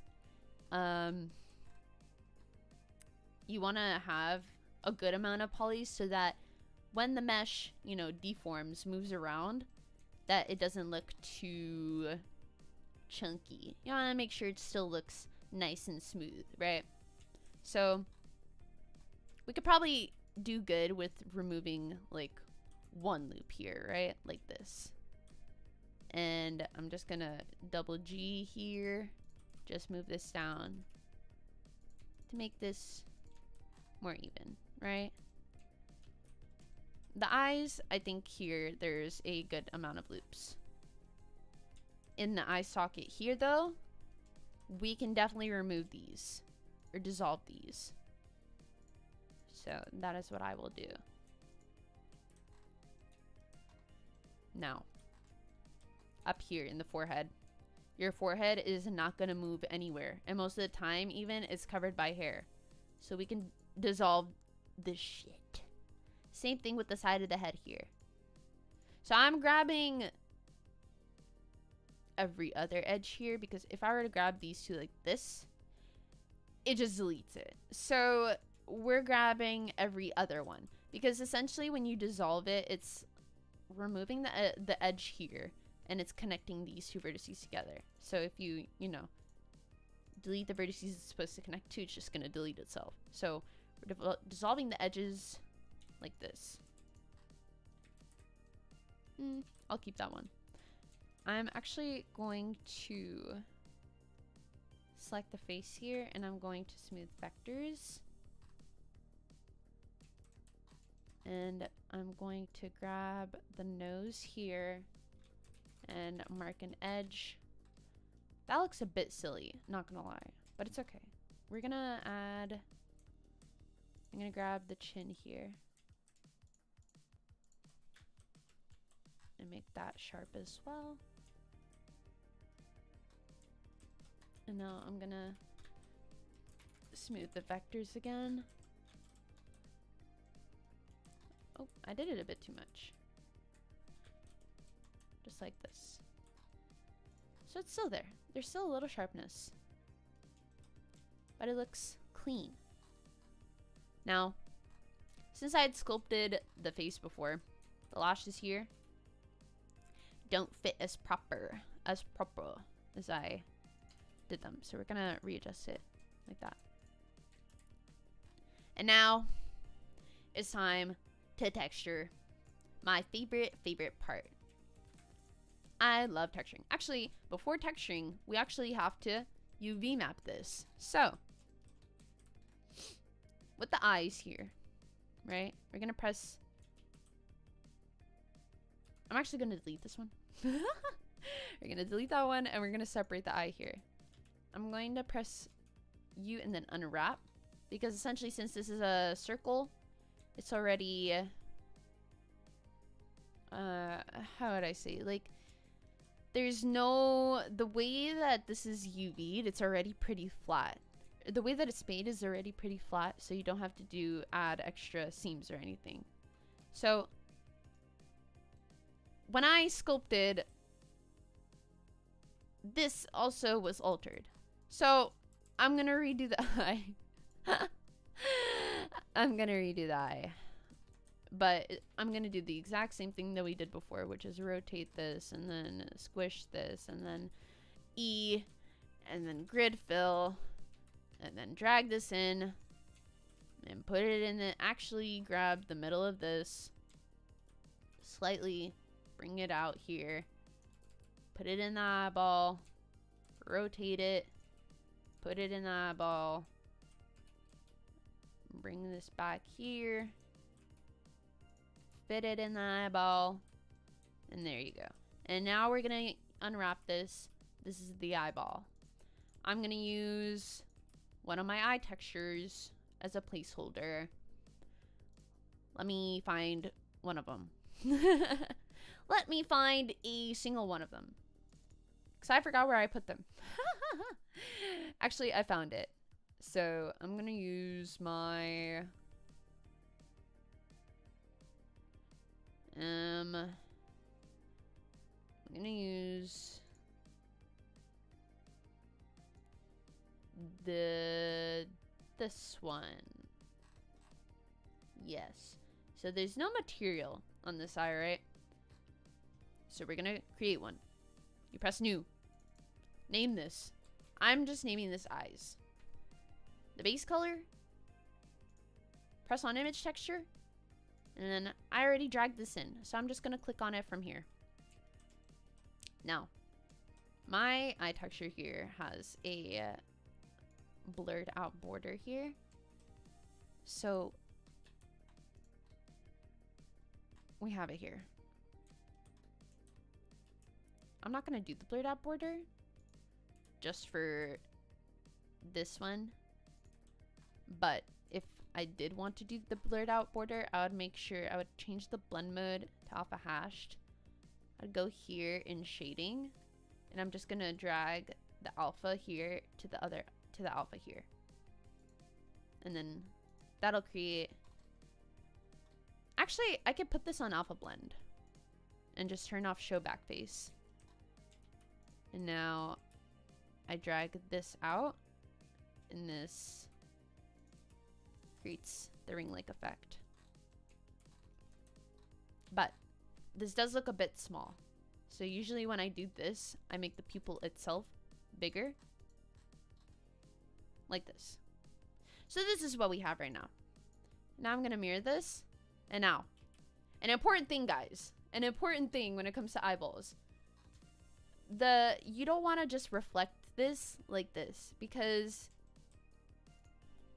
if you have a light source here, these eye shines are not going to be mirrored.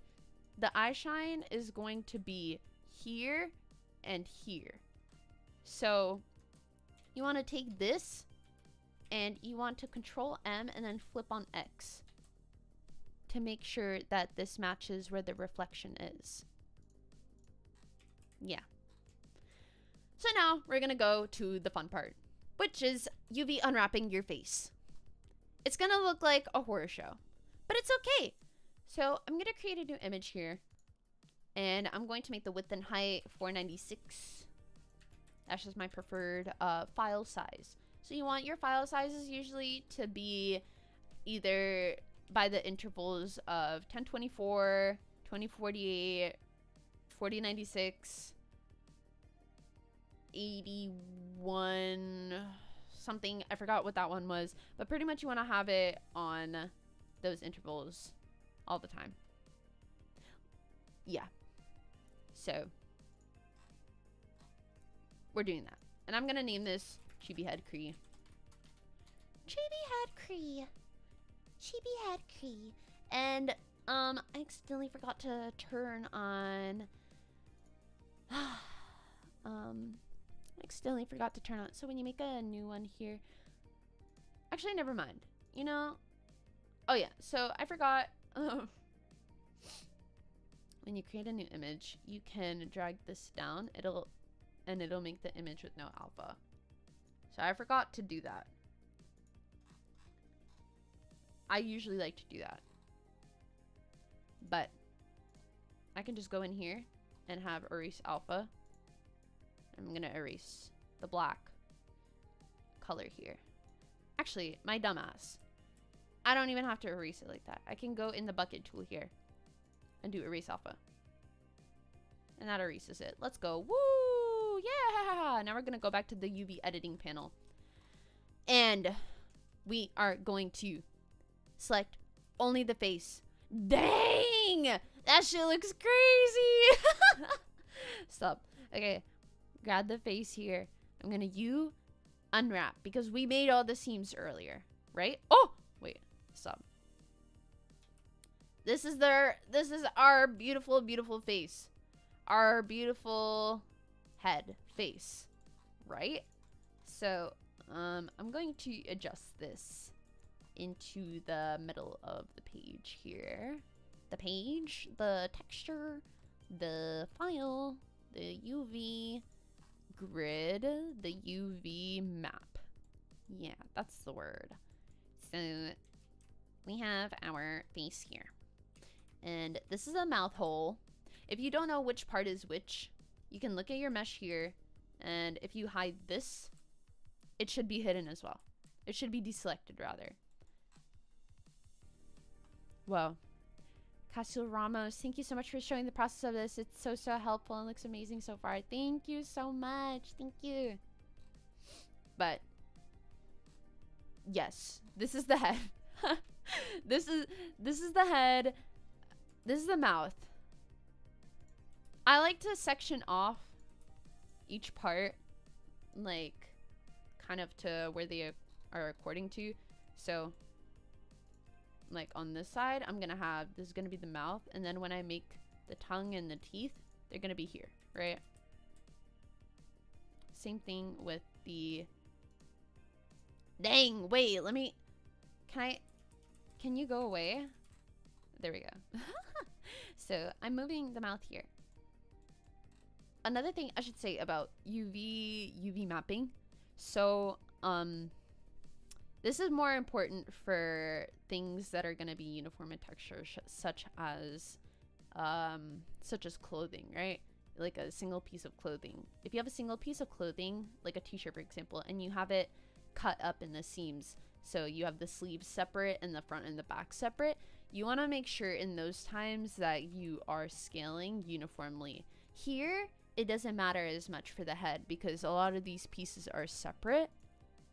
But it's just important to know that if you have these parts separate, right, and you scale them separately, if you were to put a normal map on this, because of the size of each UV, if you scale it differently, for example, on this eye socket, the normal map would be very large and very pixelated, right? Because the UV map for it is very small.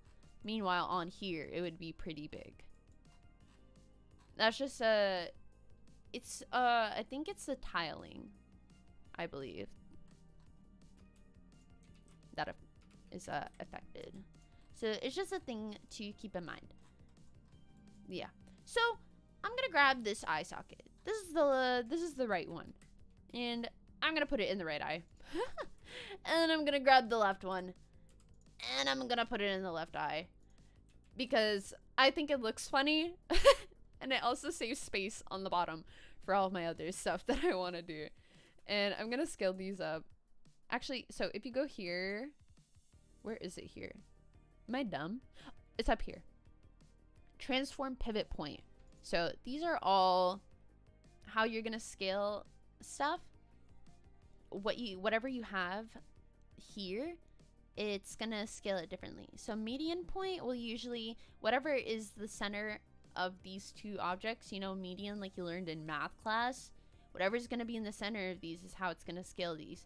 But if I were to move this to individual origins, the center of each object, right, it will scale them.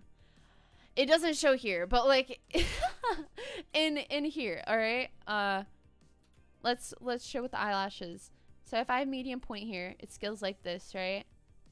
But if I have it on individual origins, it scales like this. So I wanted to do that for the eye sockets here, but it's not working. So we're just gonna scale it how it's working here, and I'm gonna move these over accordingly. Okay, the size like this is fine. I'm actually gonna be so dead ass. I think we'll have to see when we texture this if this is lined up properly here. Actually, we can test this now.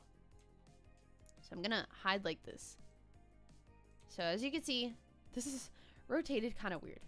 So I'm gonna rotate this the same amount of degrees on each side. So R minus 15.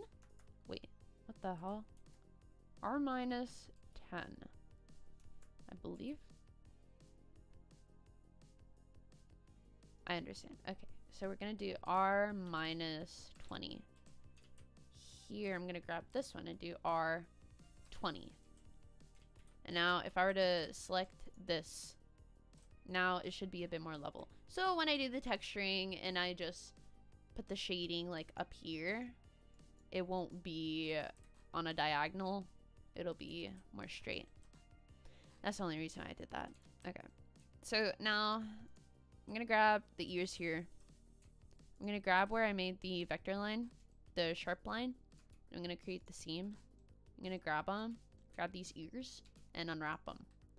Now, I'm going to grab this one ear. Now, okay, I can show another little trick, guys. I can show you guys another little trick. So, you have two separate things, but they're like the same thing. If you have this, right? Mirrored. If you UV map this while it's mirrored. So I want to have my ear set up like this, right? Like this. Now, when I combine the mirror modifier, now they're UV'd in the same exact spot. You don't have to realign it to where it was. But just keep that in mind. That, oops, I have proportional editing. That these are two UV maps on top of each other because they were mirrored. Yeah. So, I have the ears UV'd. I put them back and join with the face. I'm gonna grab the ears. I'm gonna have the face here so that I can see where it is. And I'm gonna scale this down and put it where I want. And I want to put it right here. Like this. Yeah. Something like this. This works for me. And I'm gonna save again. Now, I'm gonna... I don't know how many... I think I need to have a counter of how many times I've like mirror modified something and then separated it again and deleted it. I need to have a thing of like how many times I've done that because we're doing it again pretty much. So because these are flat planes, you don't need to UV anything. They will all just project how they are here. They will just project onto the flat plane there. It's like, think of taking like pieces of paper and cutting them up. Like they're still going to be the same no matter how you fold them.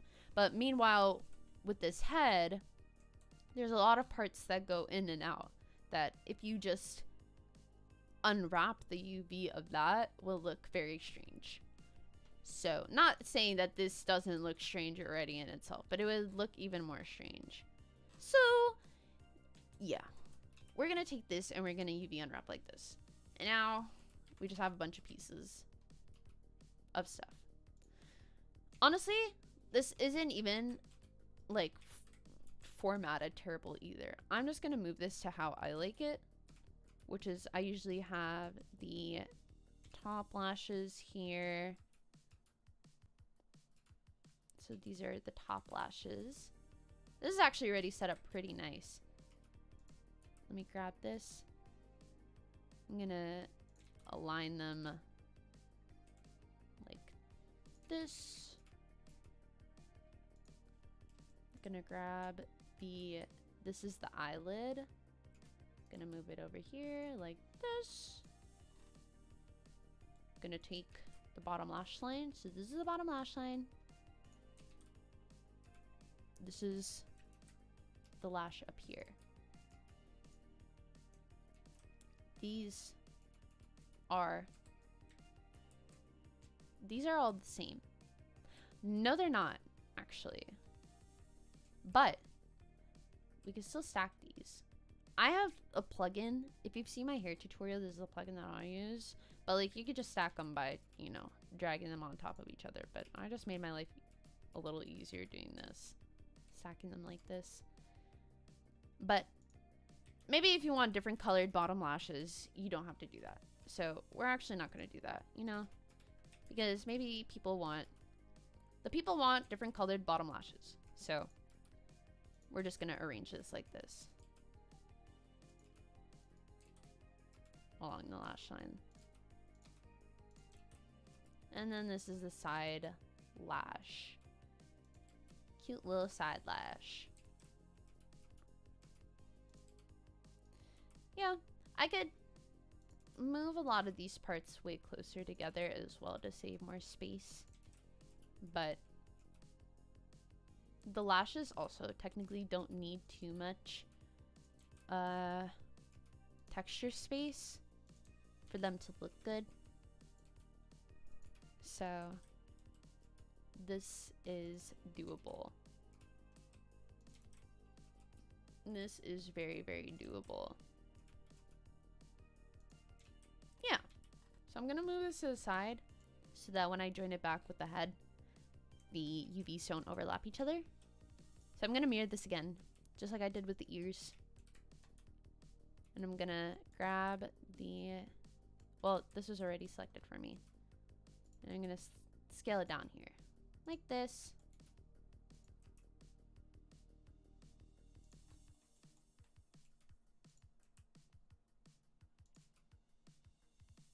I'm gonna have it like this for now.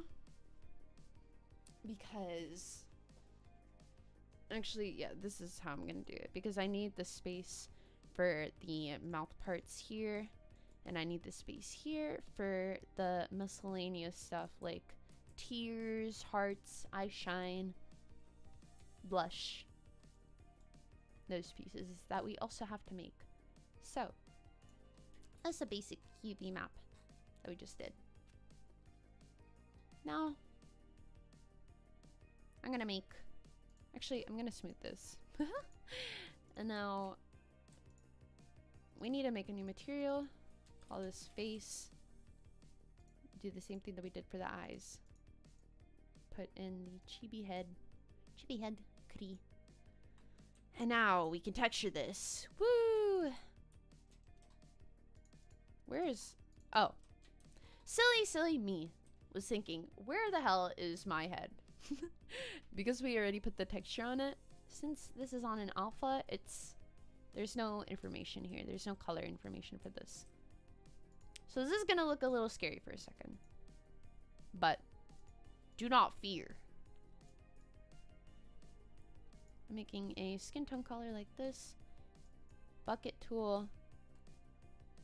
This is filling in. It's taking a second. And it filled in. Nice. So I'm gonna go into face mode here. And I'm gonna grab the eyes. Actually, since this is on symmetry mode, if I do it in... If I texture paint in the 3D view, the symmetry will carry over. So I'm gonna make white like this and fill it in. Actually, I just messed up. So the thing that I'm about to do is gonna work, but I need to have the paint mask on here. So what happens is it will paint only the faces that I have selected. Like this. So now I'm gonna make a little shadow tone here. Oh, I'm gonna make it here. I'm gonna make a little shadow tone for the eyes. That's a bit dark. Let's make it lighter. So it's kind of... Is this flipped upside down? This is. So the UVs for the eyes here are flipped upside down. So I need to flip them up. So I Control M and then Y. My silly ass had them flipped. So I'm going to color these again. I'm going to color them with this actually. I'm going to adjust the value. And now I'm going to go in here. I'm gonna get that white color. And I'm gonna hide the eye here. And then paint the white in. Paint that white in. Like this. Now, I wanted to see this first like this so that I would have a better... So I can see like the mesh. But if I go in here and I click on flat, it'll just show me the texture itself.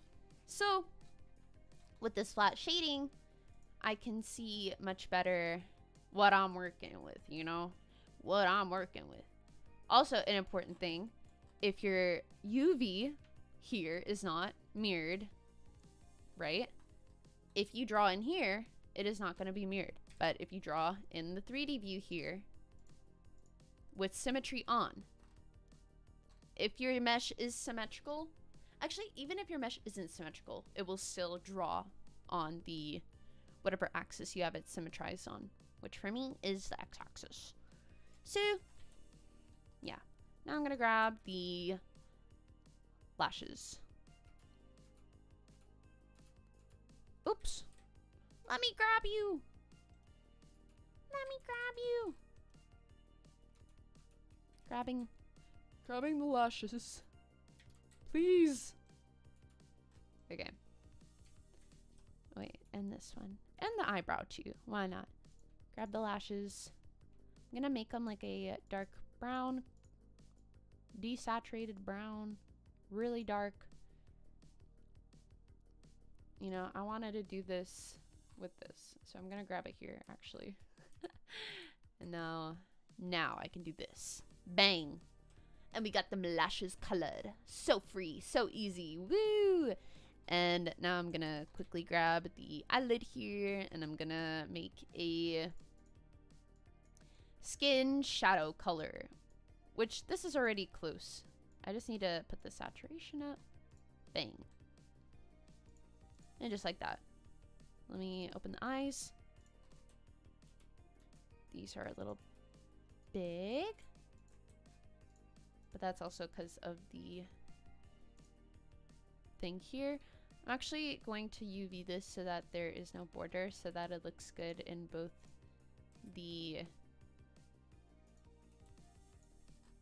this view and in this view.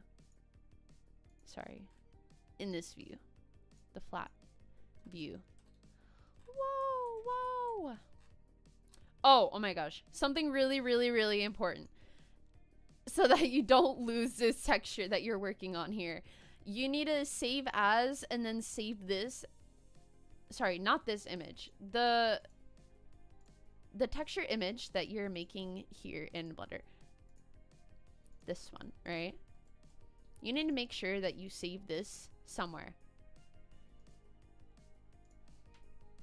Chibi. So I'm making a folder right now called Chibi Head Korea.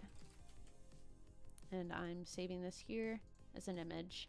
And then to save the image, so if you save your project, it will not save the texture image. So you have to save it with Alt S for it to save the image, and then Control S to save your project. Just an important tip. So now we have this base. Now we need to add color to the face. So I'm gonna grab the color from here. Doesn't matter, actually. Fuck. Okay.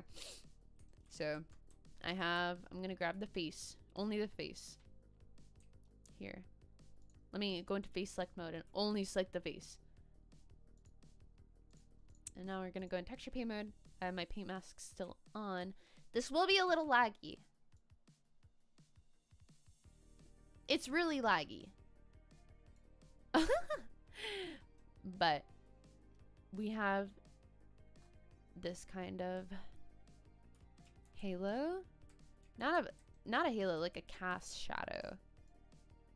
I just grabbed the lighter color because if I had this on a lower strength, which is the same way as like lowering opacity in any drawing editing program, right? If I had it on low opacity and I redrew on this, it would fill in kind of weird. So I just have the value that I want to make sure that it's going to be at, and I have it on the strength of 100. So I'm gonna grab the base color. So the dropper for Blender is with S. And I just smoothed it out like this. Or sorry, I sharpened it rather. Sharpened out the chin. Yeah. So now she has a little cast shadow. So cute. Now, I'm gonna grab a more pinker color. Like this. I'm gonna turn the strength way down. And I'm gonna, around the eye socket. This is just how I color, by the way.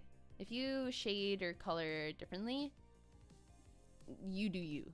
But this is how I kind of make sure that my faces have color and life to them. So now I'm adding the blush here. Not like that, but more I'm going to turn the strength down even more. And do this. And just add more and more and more blush. I'm going to add a little blush on the nose. Actually, what I'm going to do on the nose is what I was preparing to do, which is make this little shadow here. And I just grabbed this color. And I am going to edit this down a little.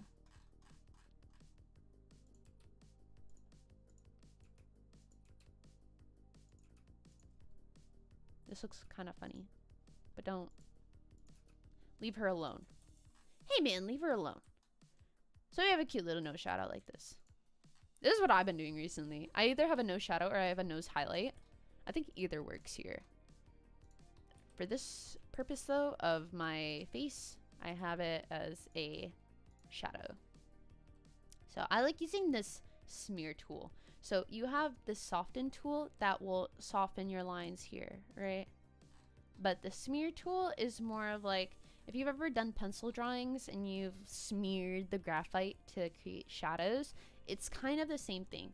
So I turn down the strength here usually between 0.4 to 0.7, or around that range.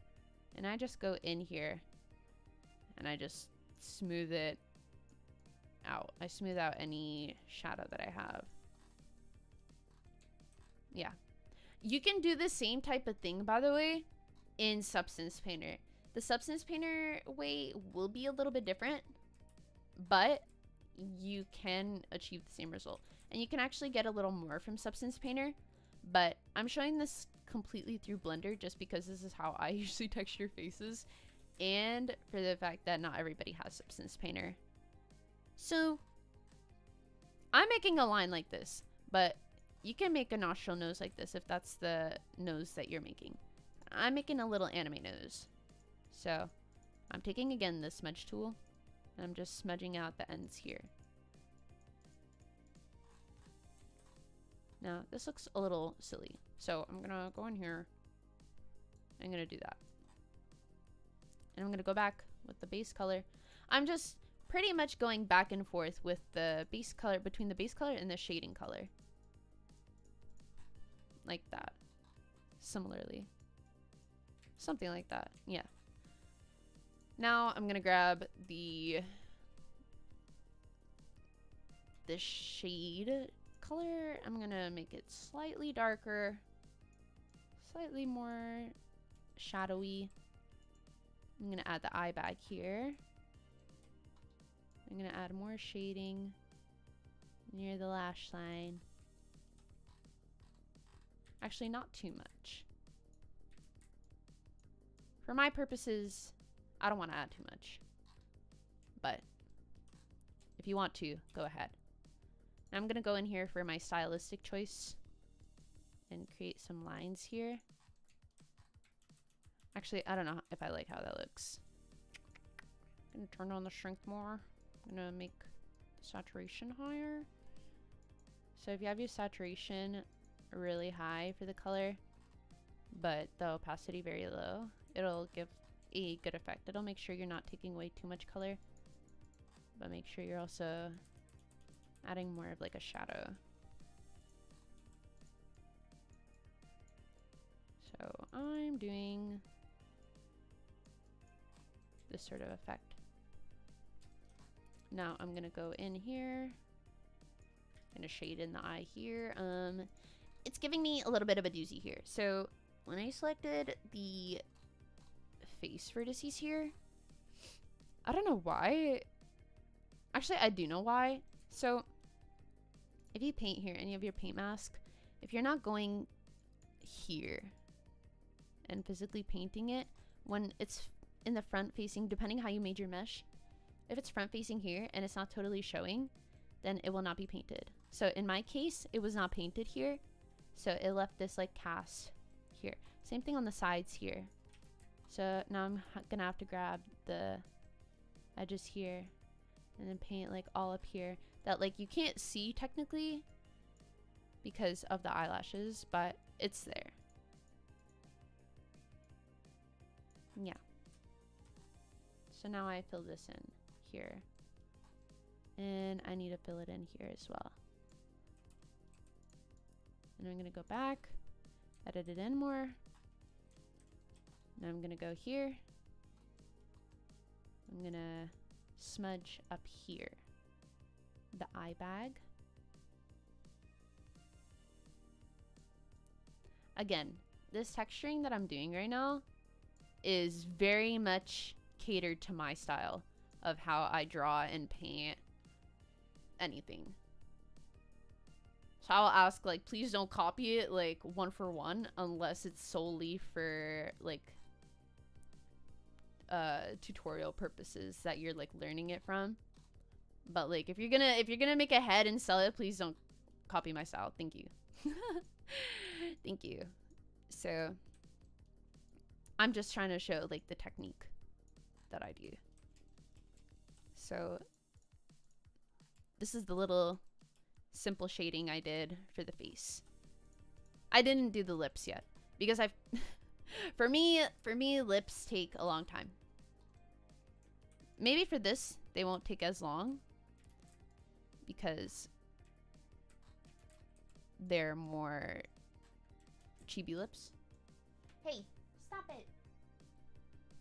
Stop. Sorry, my cat is here. My cat is here. So I'm actually gonna... Bye-bye. Go. Go. Go. Bye-bye.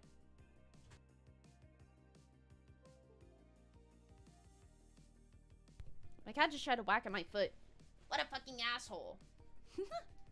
So I'm gonna go in here, actually. It's not gonna be totally...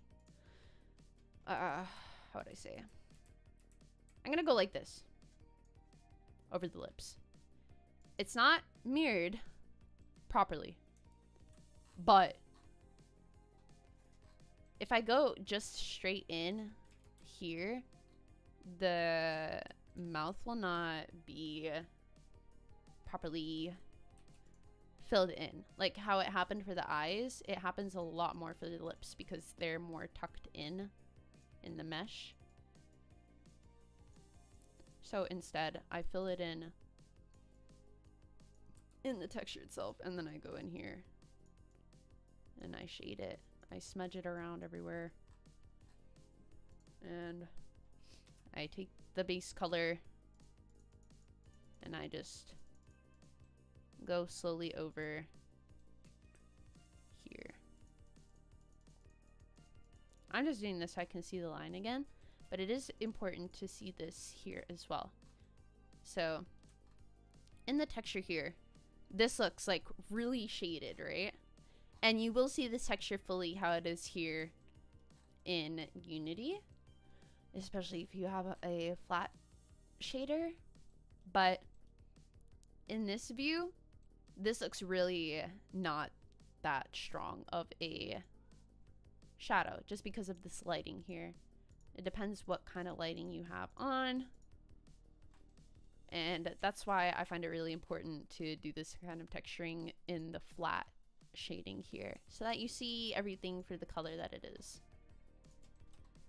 So I'm gonna go back in here and I'm gonna keep shading this how it is. So now I'm gonna grab this darker color here and I'm gonna line it along the middle line here.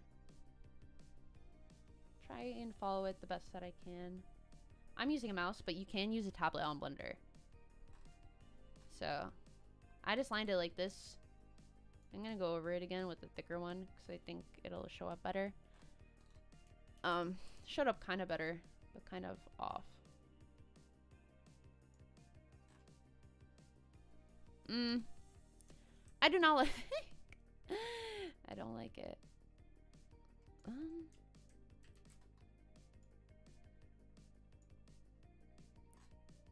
Okay. This works for me. Where I do this. And then you could just go in here and fill in these gaps. Okay. Like this. And make sure you save, so Alt S to save the image texture and save the project with Control S. So I'm actually going to take this color that I have right now. And I'm going to deselect the face and I'm going to select the mouth sack. And I'm going to color this in. I'm going to actually grab the color. I'm going to go to the fill tool and I'm going to fill in like this. So now the mouth sack is colored.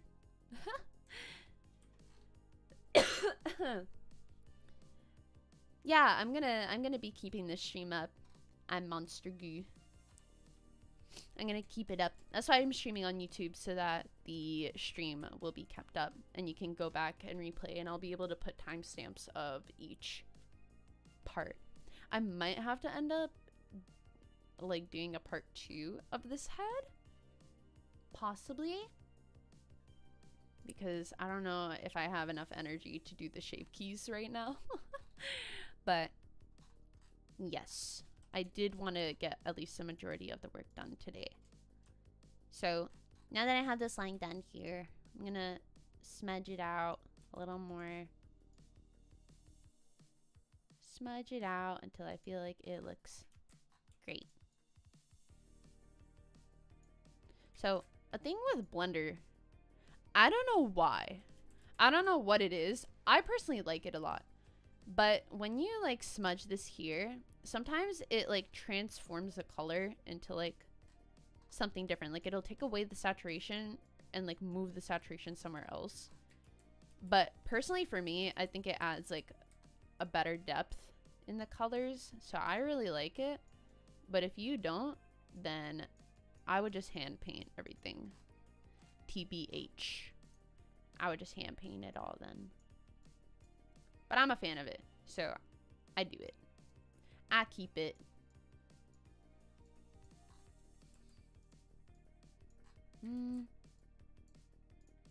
Gonna make this darker. I'm gonna make this more pink.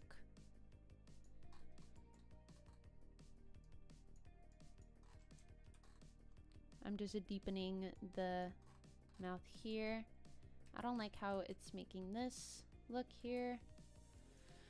So I'm just gonna select the color. I'm gonna do this.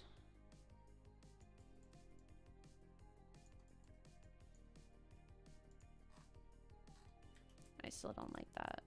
I'm gonna grab the color here. Like this. Like this. Just touch up everything. Touch up everything. Make everything look nice. Gonna grab this color. Like this. And now we're gonna smear this in. Actually, I'm gonna use this soften tool to blur this in.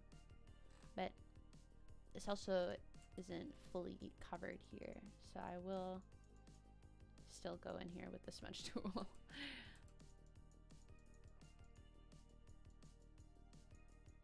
Like this.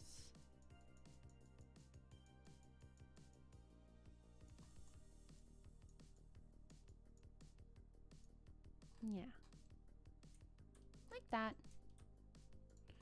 Gonna grab this again. I'm gonna change this to darken. So what darken does is, depending on what color you have, for example, I have this lighter one, whatever color is lighter than it, you know, it'll be covered by it, but like this dark color part will not be. But it's now also leaving a weird halo, so I don't think I will be doing that. Yeah, or maybe I will. And I'll just blur it in.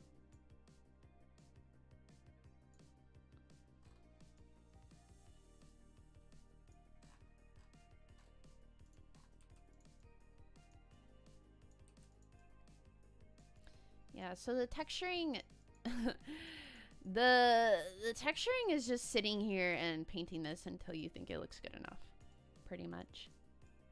So that's what this is gonna be the whole time. And I usually just go back and forth. Make sure you change this back to mix. Also, don't be afraid to try out all these different properties, blending properties. Limix, dark, multiply, all of these. Don't be afraid to try them out. A lot of them do a lot of cool stuff for your shading and light. So I recommend it. Or recommend checking it out.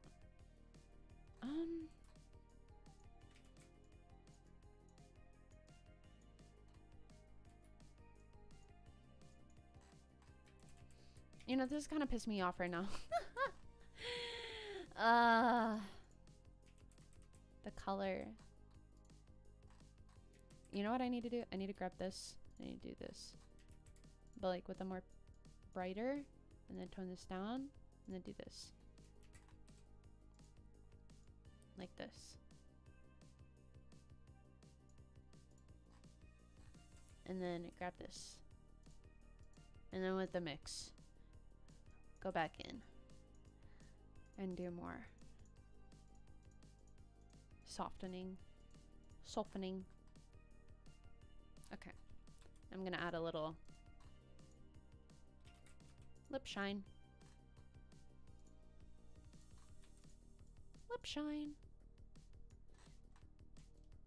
Oh, this reminded me for my,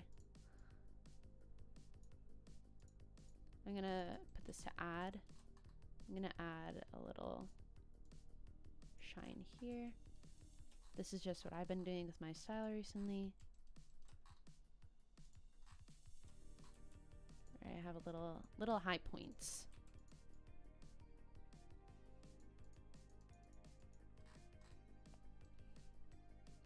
Yeah.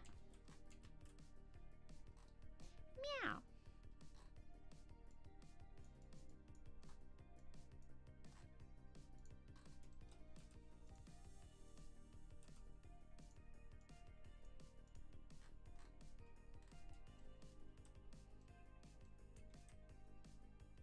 Okay, so I'm gonna go now in the lashes. Let me select this.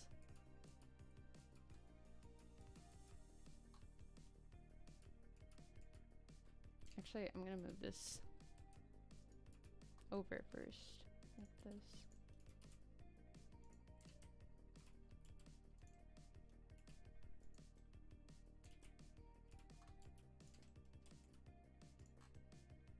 Now I'm gonna grab all of these. And I'm gonna texture these. The lashes, how I want to. So I'm gonna grab this color in the mix. So since this is a plane, there's not gonna be any hidden vertices where the color is gonna like hide from me. So it should be fine.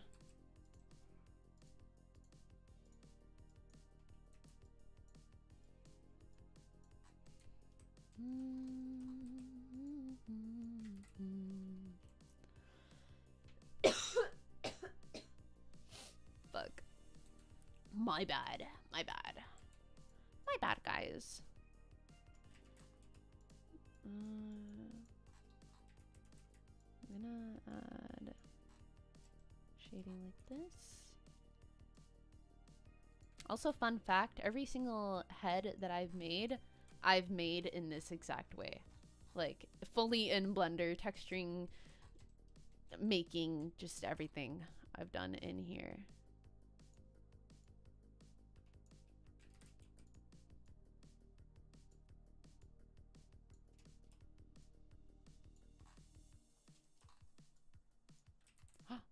Okay, important. I'm pretty sure this lash is not faced properly. Yes. So your texture paint is not gonna go on properly if your faces are not, if they are not flipped. So I need to grab these and I need to shift N. They're not flipping properly, so I have to click this tab here and press on inside. And I'm gonna reselect all of these again and finish texturing. Or not finish. Because usually for me, I like to add details as I go. Yeah, time kind of flies. Also, I think like when I made my first heads, or like my first head, it took me way longer than it is now because I've made this is the 5th head that I've made, I would say. So now that I've got like the process down of like how I want to do things, it's a bit easier for me to figure it out.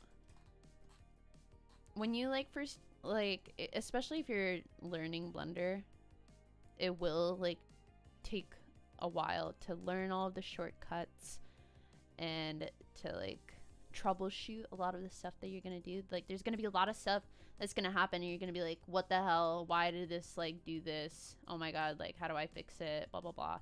But you know, it's just like, it's like a journey. A Blender journey. Yeah, I've been doing like 3D modeling stuff for 3.5 years now. So I kind of know the ropes. I know the ropes a little bit. And then also I've had previous art experience in school and just drawing in general before that. So from that, I've just applied my art experience as well. So if this is like your first like time dabbling in to art stuff as well, like don't feel discouraged, because we all start somewhere.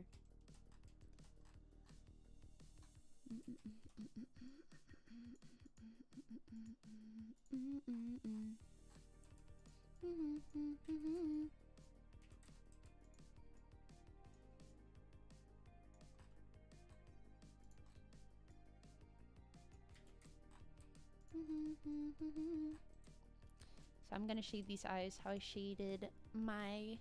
I'm making... By the way, if you guys didn't know, I'm making myself a new live 2D model. That's why I have this Chibi. So I have the model done, like drawn. I just have to rig it. I probably will have like a debut. It might not be a full debut with like a lure video and stuff, but more just like a basic debut of showing off the model. And then we'll probably do something else in that day. I'm not sure when it'll be because rigging takes me a while. But, you know, I just realized, why? Hello? Can you hear me? You can hear me, right? I've been talking, right? For some reason, my Discord was breaking and was not showing my little emoji. So I'm so sorry. I think I have been talking though. Weight painting is really irritating, but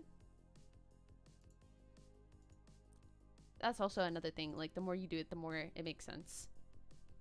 Okay, as long as I've been talking, that's all that matters. You know, I forgot what I was talking about, honestly. We all start somewhere in art. Don't feel discouraged. And that is not what I was talking about. I was talking about my debut. I'm gonna have a debut. I'm making myself a model. So, sometime in October, I'm gonna have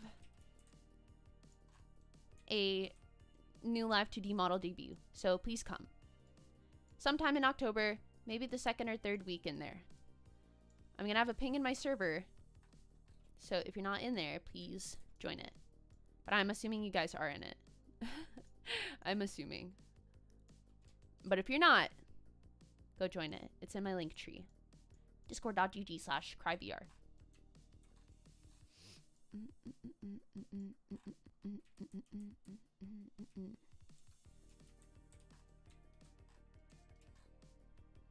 On my first time doing art, I started jumping into Blender because I want to bring stuff to life, but goddamn, I'm losing my marbles. That's honestly the same reason why I started doing Blender. I had just started playing VR chat, and I was like, dang, wait, I can make my own models, like I can make my own 3D art, Like, I don't know why that didn't. I was like just starting to use the computer for like other stuff. Like, I used to use a computer just for school, and then like drawing on my tablet. But I had never realized that you could like actually make 3D model, like do 3D modeling. I don't know why, but I never like researched into it until I found VR chat. I was like, whoa, I can make my art 3D. Whoa. And so from there, I literally just like taught myself everything that I know today. It's like, it's really, it's like a, how would I say? It's like a testing your patience kind of journey, but it's so worth it in the end. Cause I feel like it's a different art form, you know? It's so fun. And to see your work like literally come to life, whether it's through animation or it's through like full body tracking in VR, like it's just so cool to be able to see the work that you made can actually like move around and be used and everything like that, you know? So I totally get that. Oh, I totally get it. Gonna grab this white and my strength down.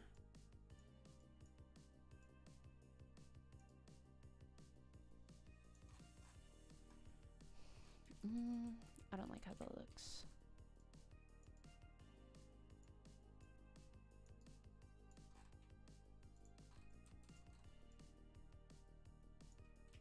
Dang! Wait.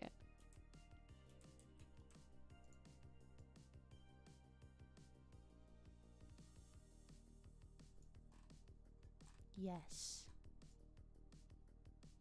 Something like this.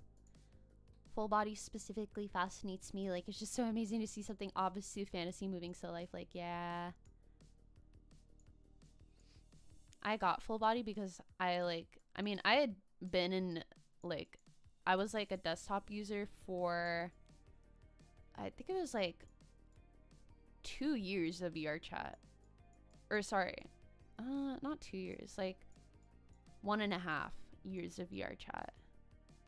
I was like, I don't play the game anymore, but when I did play it a lot, the majority of it I played it on desktop.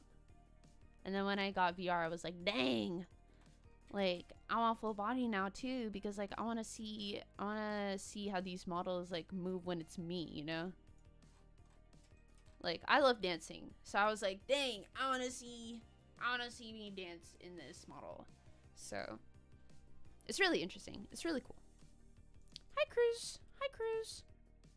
What's up? I'm texturing the head right now that I had made.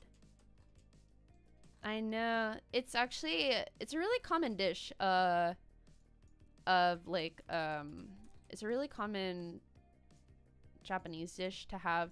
Usually they have it with just an egg yolk even, but with a fried egg, I really like it, where it's just the rice, fried egg, and soy sauce. So fire. It's so simple too. So you can make it even like on the days you're feeling really lazy.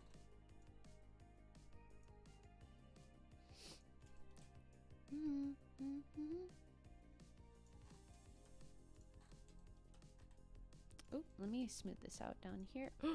Wrong one. Wrong one. Oopsies. Silly me.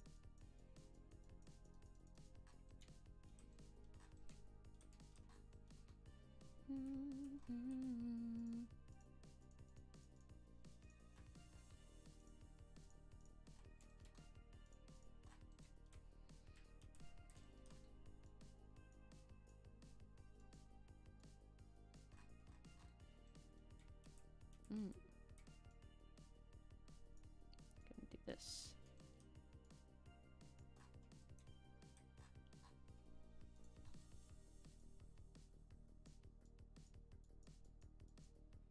I'm like wondering, do I have the energy to do the shape keys too? Maybe. Shape keys might honestly not be that bad, so I might be able to do it in this video.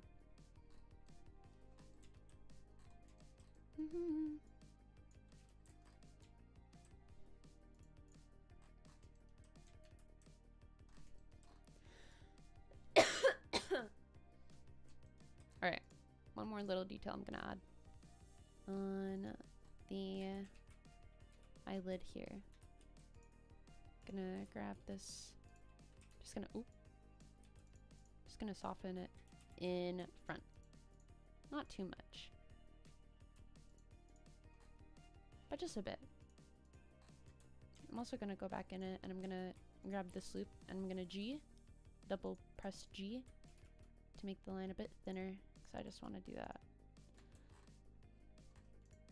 Whoa!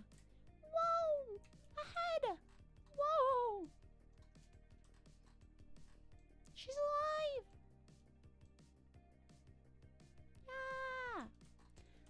Yeah!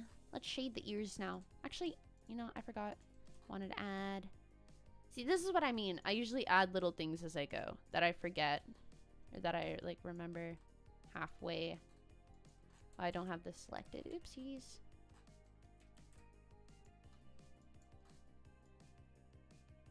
But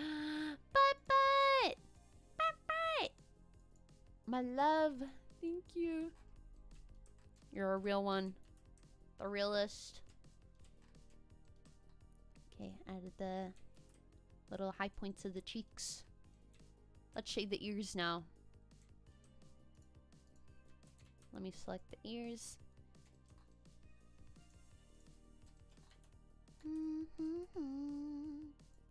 Bow, bow, bow, wow. Wow. Gonna do that. And now I'm gonna blur. Blurred lines. I know you want it. I know you want it. I'm gonna blur the lines here.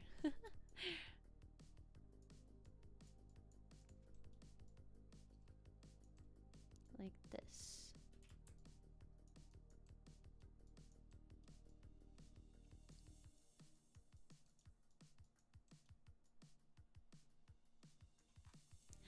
The real deal. You're the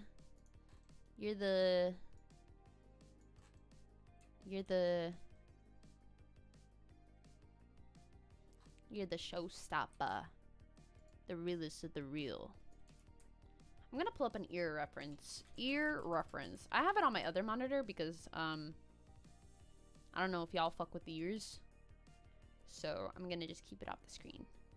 Personally, I think ears look a little freaky sometimes. But it's okay.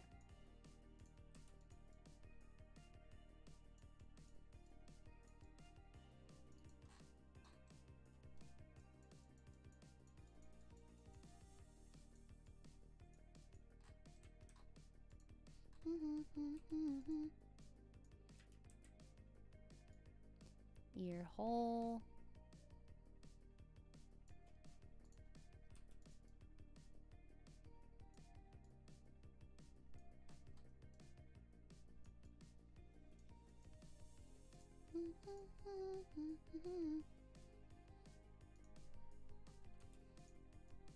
I like how this is an anime model, but I'm drawing like a almost kind of realistic ear. It's my favorite part. A real ear. I just completely erased that, please. Let me turn this down. Actually.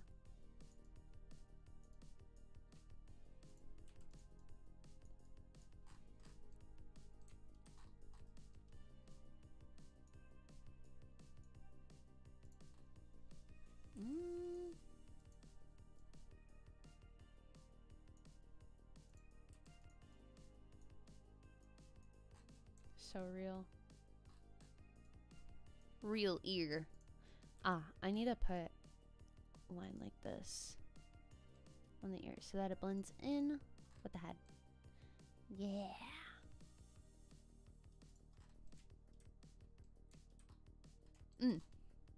Another thing I forgot to do. So I'm gonna grab this. I'm gonna make a lighter color. Like this.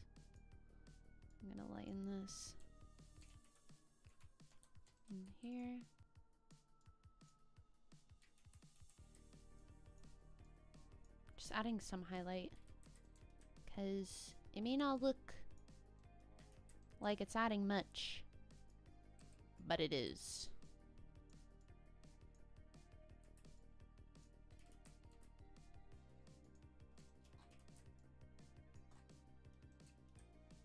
Actually, I might need to just lighten this more.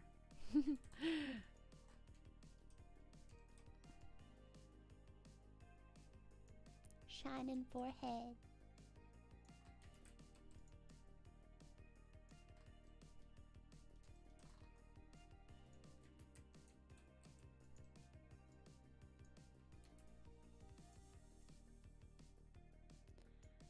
Thank you, Frog. Thank you for sticking around. Thank you. I hope you have a great rest of your night.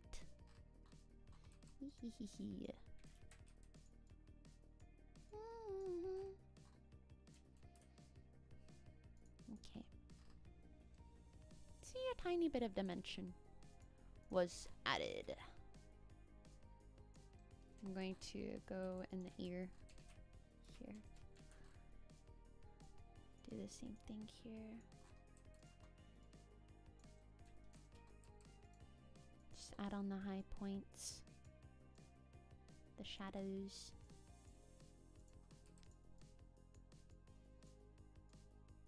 Yeah. I'm gonna take the blush color that I have here. I'm gonna put it on the ends of the ears like this. Not like that. I'm gonna have it on multiply and I'm gonna set it down really low. Like that, sort of.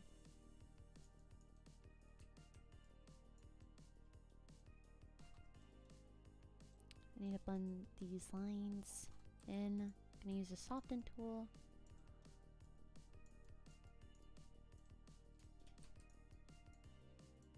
Does not look too good here. Not looking too good for our ear here.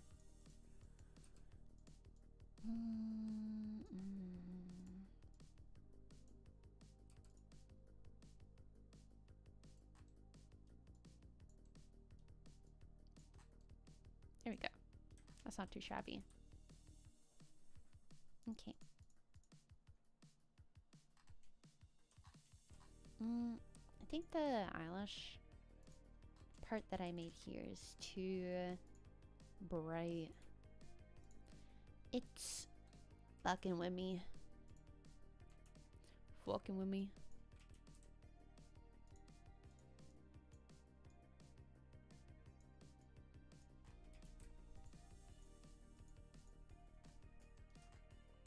Yeah.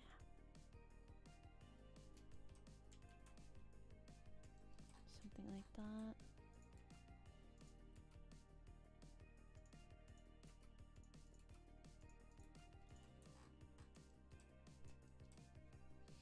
Yeah.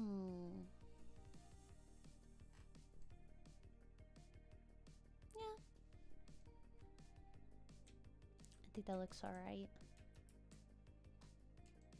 I'm gonna make the mouth part here actually darker than what it is. Let me select it.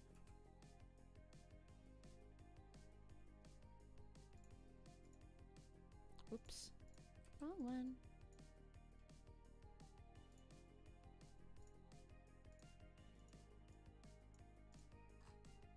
Like that. Now let's make the tongue and teeth really quickly, because they take 2 seconds. So you're gonna make a circle. We're gonna make it 8 vertices here. So we are going to take these top 3 vertices, S, Y, 0. We're gonna make sure that the symmetry on the x-axis is there. So we're gonna move these parts in. We're gonna extrude this up on the z-axis. We're going to grid fill this loop. Oh, no we're not. We're gonna hold on. We're going to fill this in here and then grid fill. No we're not. So I'm a liar. So we're gonna press F. We're gonna take these 2 vertices. I'm gonna remove this. I'm gonna grab these two vertices and press F. And then Control R, make another vertex in the middle here. And connect this vertex to this one and this one. Make a square like this. And do this all around. Like this. And then do this on the bottom.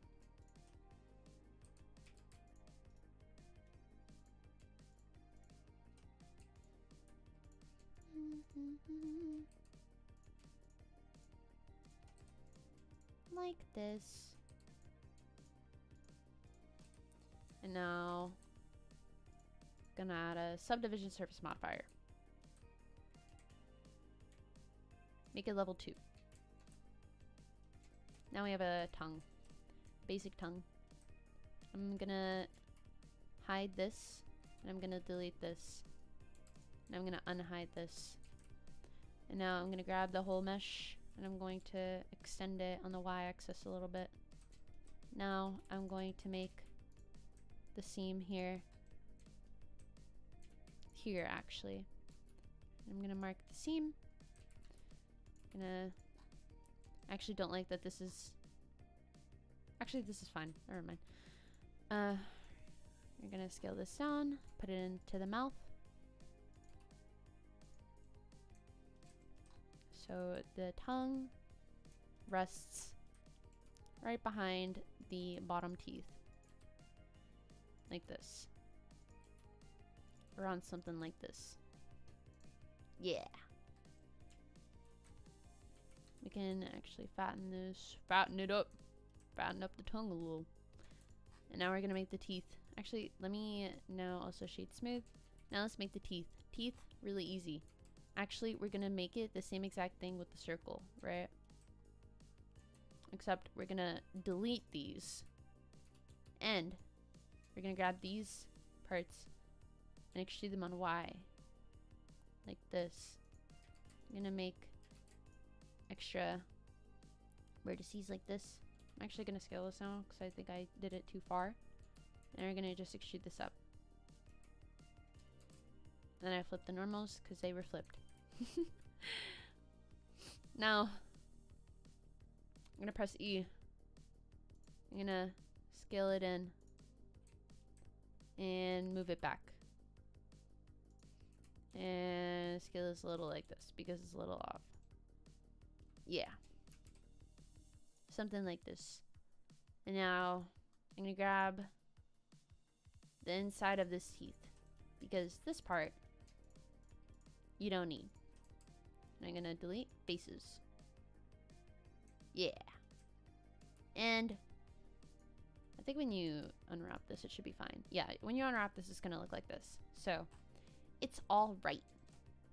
And I'm gonna smooth. And we're gonna put this in the mouth. In the mouth. Like this. I'm gonna make it wider. And I'm gonna duplicate it. And put this over the mouth. Over the other teeth slightly. Like this. And now we're gonna join these all together. And now we're gonna take, so the mouth sack, we don't need it. But the teeth and the tongue, oh, we need to UV unwrap the tongue. If it'll let me grab the tongue. That was the tongue that I had and I let go of it. So this is the tongue. Then we need the teeth. Teeth. Teeth. Let me grab you. So here are the teeth. With my plug-in, I'm gonna make these straight. No, I'm not. I'm not going to. You need my sack? Smirks?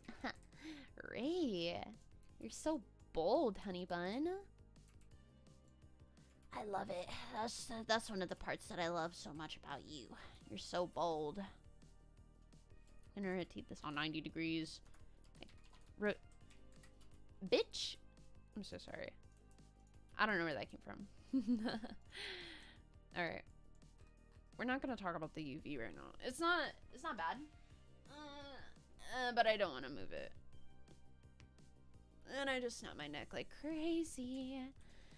So now we're gonna texture this. So we're gonna make the light pink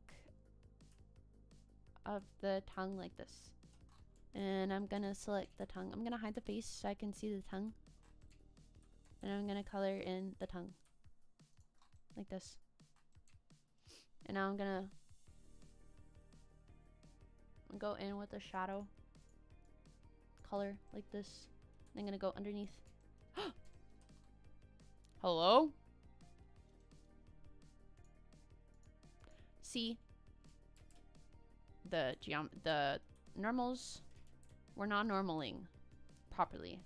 So, we're here. Shading the tongue. Like this.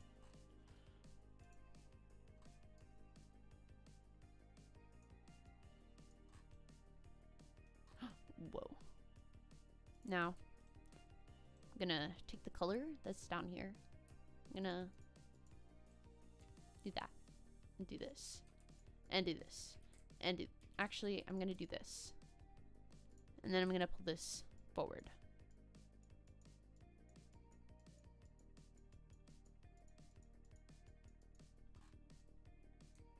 Ew.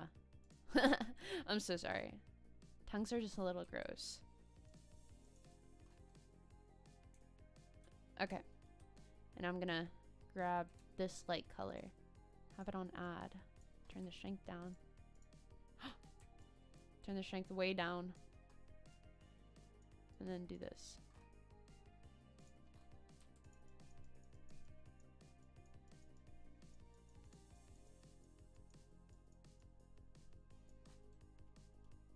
Ew. Ugh. Why did I do the tongue like this? This shit looks too real. Too real. Too real. Too real. Too real. I don't fuck with it.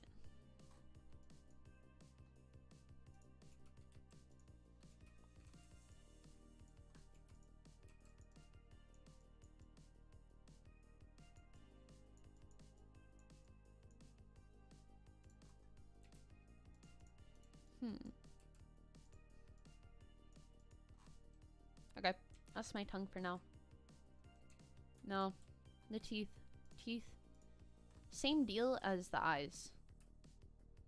Where it's just the white. Oops. Let me grab these. It's just the white.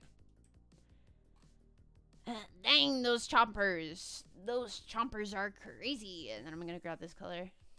Sorry, I'm gonna grab it in this. And I'm just gonna do this. Yeah, that's it.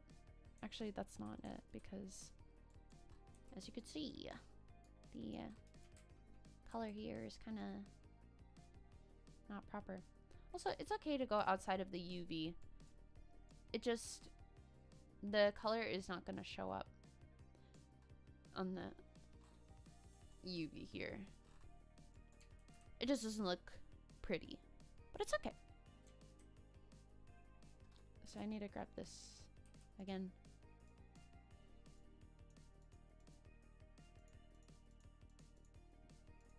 And do this.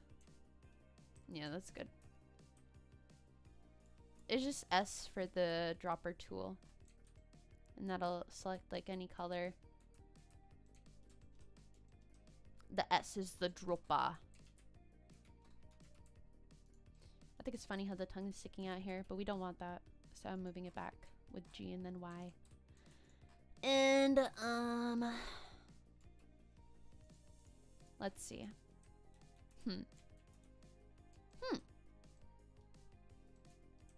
The eyebrows. I forgot to do the eyebrows. Sorry, I just wanted to move them down. But I also do want to texture them. So I'm going to make them a little lighter. Like this.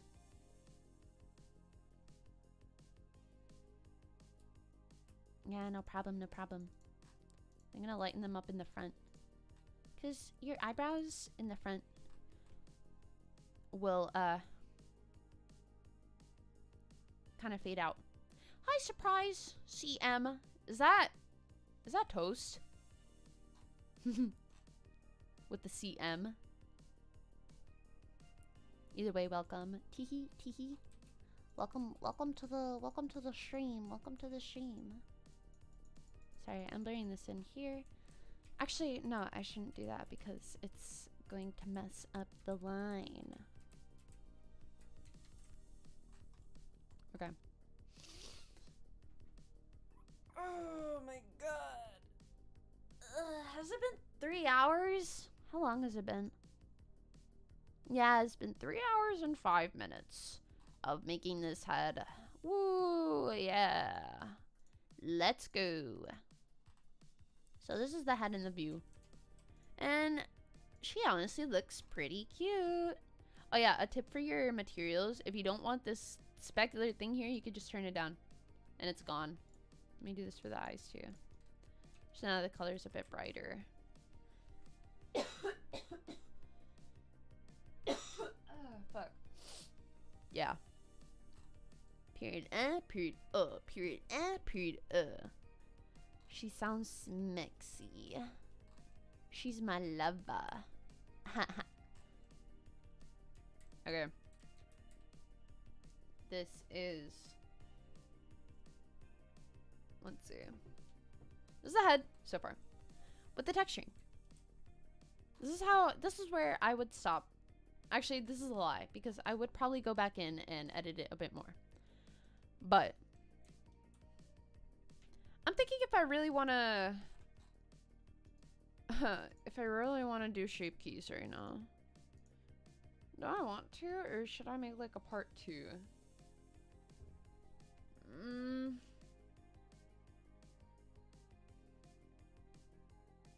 Shape keys are kind of annoying to me.